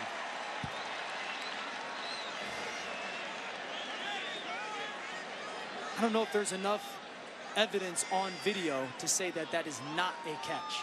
Well, it's in the hands of Tom Fiedler now, our replay official. Well, fans, don't forget to tune into the ESPN app for the post-game trophy ceremony presented by Capital One immediately following our game. There's the great AutoZone Liberty Bowl trophy. An exact replica of the real Liberty Bell in Philadelphia. Of course, this game originated in Philadelphia back in 1959. And this is the 60th anniversary. I live in Philadelphia. And those people are going crazy today, man. Eagles got in. St. Nick took them to the playoffs. Yeah. Cart. Well, gentlemen, if Missouri and Drew Lock are going to get it through the air, they're going to be putting a lot of pressure on Jonathan Johnson. Jalen Knox, who just took that big hit, his mouth is bleeding. He's talking to some trainers, and that is the third wide receiver now that is out of the game for Missouri. Determined that the receiver did not complete the process of the catch. Therefore, it's an incomplete pass. The second down and 10 at the 32-yard line. The clock is correct. So it's going to be ruled incomplete. The call is reversed. No catch for Jalen Knox to add insult to his injury. Now credit Kolby Peele for coming over. Like I said, like it looks like his left foot's going down, and then that hit lifts him up, and you don't see if his foot does or doesn't contact at the right foot drag. That play made by the true freshman Kolby Peele to just kind of lift him up off the ground. True freshman against true freshman. Both big time plays. Yep. And this is one of the hardest hitting games you and I have seen this year. So now it is second down and 10. Missouri thought they had it first down and goal to go from the 7. Blanton, the tight end, moves from right to left. Lock sprinting out. He'll keep it. And he'll get to the 25-yard line. 3rd down and 3. Kevin Henry on that tackle for the Cowboys. 3:01 to go. Jonathan Johnson got to have to step up here. You know, you got to anticipate as a play caller, you're probably going to get man. Jim Knowles has called a lot of it tonight. You're down a little bit at receiver. Going to get more bodies in the box. It could be all-out pressure here from Oklahoma State. Mizzou needed a touchdown. That was nearly jumped. Incomplete. Locke wanted Johnson, but A.J. Green covered that well. 4th down. They get a little sprint out. Here comes all-out, 0 blitz. But a change up from Oklahoma State's secondary. They play in and out coverage. Green takes the guy that comes out. He takes Johnson out. And the other defender, the inside corner, takes the guy that goes to the corner route. Nice switch up by Jim Knowles, anticipating that play call. Well, this could be the ball game. It's got to be Blanton or Jonathan Johnson getting this ball. Got to be. Pressure. Caught. Johnson. 1st down, Missouri. He has been the go-to guy without Emmanuel Hall available in this game. Locke took a smack, but they get the 1st down. Well, it's all out blitz again, and Locke knows that guy's coming unblocked. No one for him. Hangs in there and delivers the ball. Huge throw by the senior quarterback against all-out pressure. That's an NFL kind of moment, NFL kind of throw. Timeout, Oklahoma State. Each team has 1 remaining. Well, the biggest comeback in Liberty Bowl history was 17 points. That was way back in 1968. Archie Manning led Ole Miss all the way back to beat Virginia Tech 34-17. That was 50 years ago. Mizzou down 16 in this game. It'll be the 2nd biggest comeback if they can pull this off. 2:22 to go.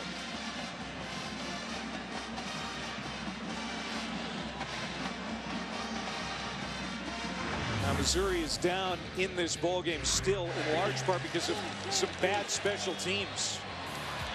Oh, we had the block or the missed extra point, right? And then that blocked kick by Mike Scott off that fake punt that kind of bails Mike Gundy out in a way. But there's some points left on the board. So if you're Missouri right now, 2:22 on the clock, you know you need a touchdown. It's this fine line of I don't want to give the ball back, but I got to score. How do you manage that play calling? Roundtree. Down to the 11. Oklahoma State's called timeout, yep. Cowboys do use their last timeout to stop the clock with 2:15 to go. Well, tomorrow we're going to start with the Outback Bowl between number 18 Mississippi State and Iowa at noon Eastern on ESPN2. And on ABC at 1, we're going to have the VRBO Citrus Bowl with number 14 Kentucky, number 12 Penn State. Both games also live on the ESPN app, so ring in 2019 the right way.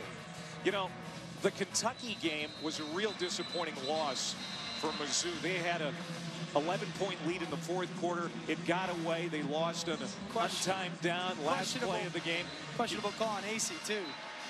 I'll tell you what, that loss, the 3 straight losses in SEC play before that, all that goes out the window. If they can come back, win this game here, finish the season with an AutoZone Liberty Bowl victory, and get to win number 9. Yeah. Huge moment. And now, so you go 2nd down. You know Oklahoma State is out of timeouts. And so I go again, I go back to Derek Dooley and his play calling here. You want to do everything you can to have the perfect scenario of scoring and either not giving the ball back to Oklahoma State or as little time as possible giving it back to them. There's Barry Odom. 4 wins his first year, 7 his 2nd year. They hand it to Roundtree, and it's going to be 3rd and 1. Kolby Peele from that dilapidated secondary for Oklahoma State stepped up and made the tackle. There's Jim Knowles, the defensive coordinator for the Cowboys. In this situation, Missouri likes to pound the ball with what I call power. Kind of bunch of down blocks on the front side, and then you'll pull somebody on the backside, kind of create a pulling hole. As they bleed this clock, they know it's 4-down territory.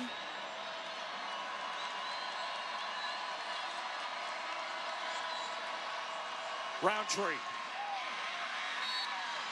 It's going to be short. 4th down. And it's all going to ride on this next play. If you're Missouri, just let this clock go down. And then I'd call timeout before 4th down. And now both teams are out of timeouts. Barry Odom, 42 years old. This has been his best season as Missouri's head coach, his alma mater. Recently got a raise and an extension.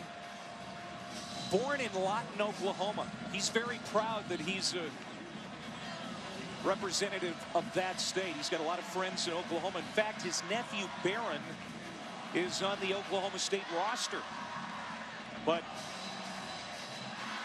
he wanted so bad to end the season on a winning note here today because of Drew Lock more than anything else. Now, he talked about how much he loved his quarterback, how much he's meant to their program. He's one of the guys. He said, listen, I can't root for players and all this stuff. Man, I want to win this for Drew Lock. I'll say this. You go back to some of that, the 2nd down run and 3rd down run right there. There might be an opportunity. Similar formation. Let me sell a hard run. You could pull a little, hey, Drew, let's keep this. Because the edge on the backside could be open. If he fakes that handoff, keeps it around the edge, there was nobody left hanging out there for Oklahoma State defensively. Here we go, 4th down and 1. Missouri already won 4th down conversion on this drive. Roundtree in the backfield. It will be Drew Lock. Tripped up. Did he get there? No.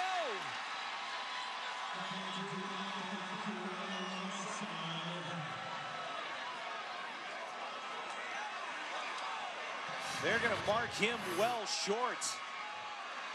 And Oklahoma State is going to take over. That's good coaching.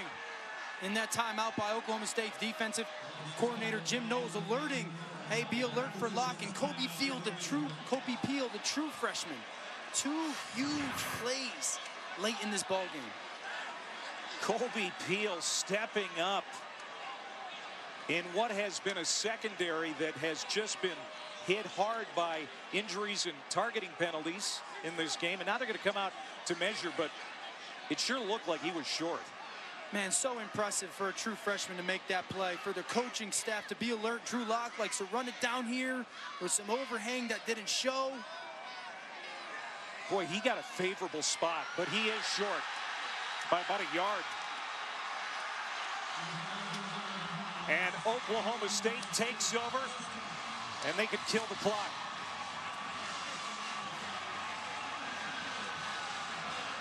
Our Capital One player of the game, Taylor Cornelius, the senior in his final game at quarterback for the Cowboys.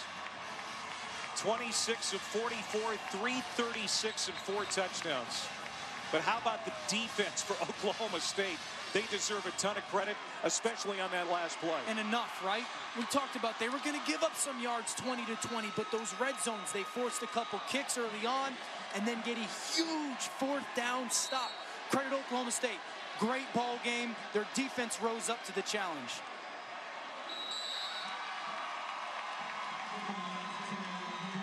In the last 10 years, Oklahoma State 6-3 in bowl games. All the losses to SEC teams. But they're going to get an SEC win in this game 13 here today. 13 consecutive winning seasons. 13. That's incredible.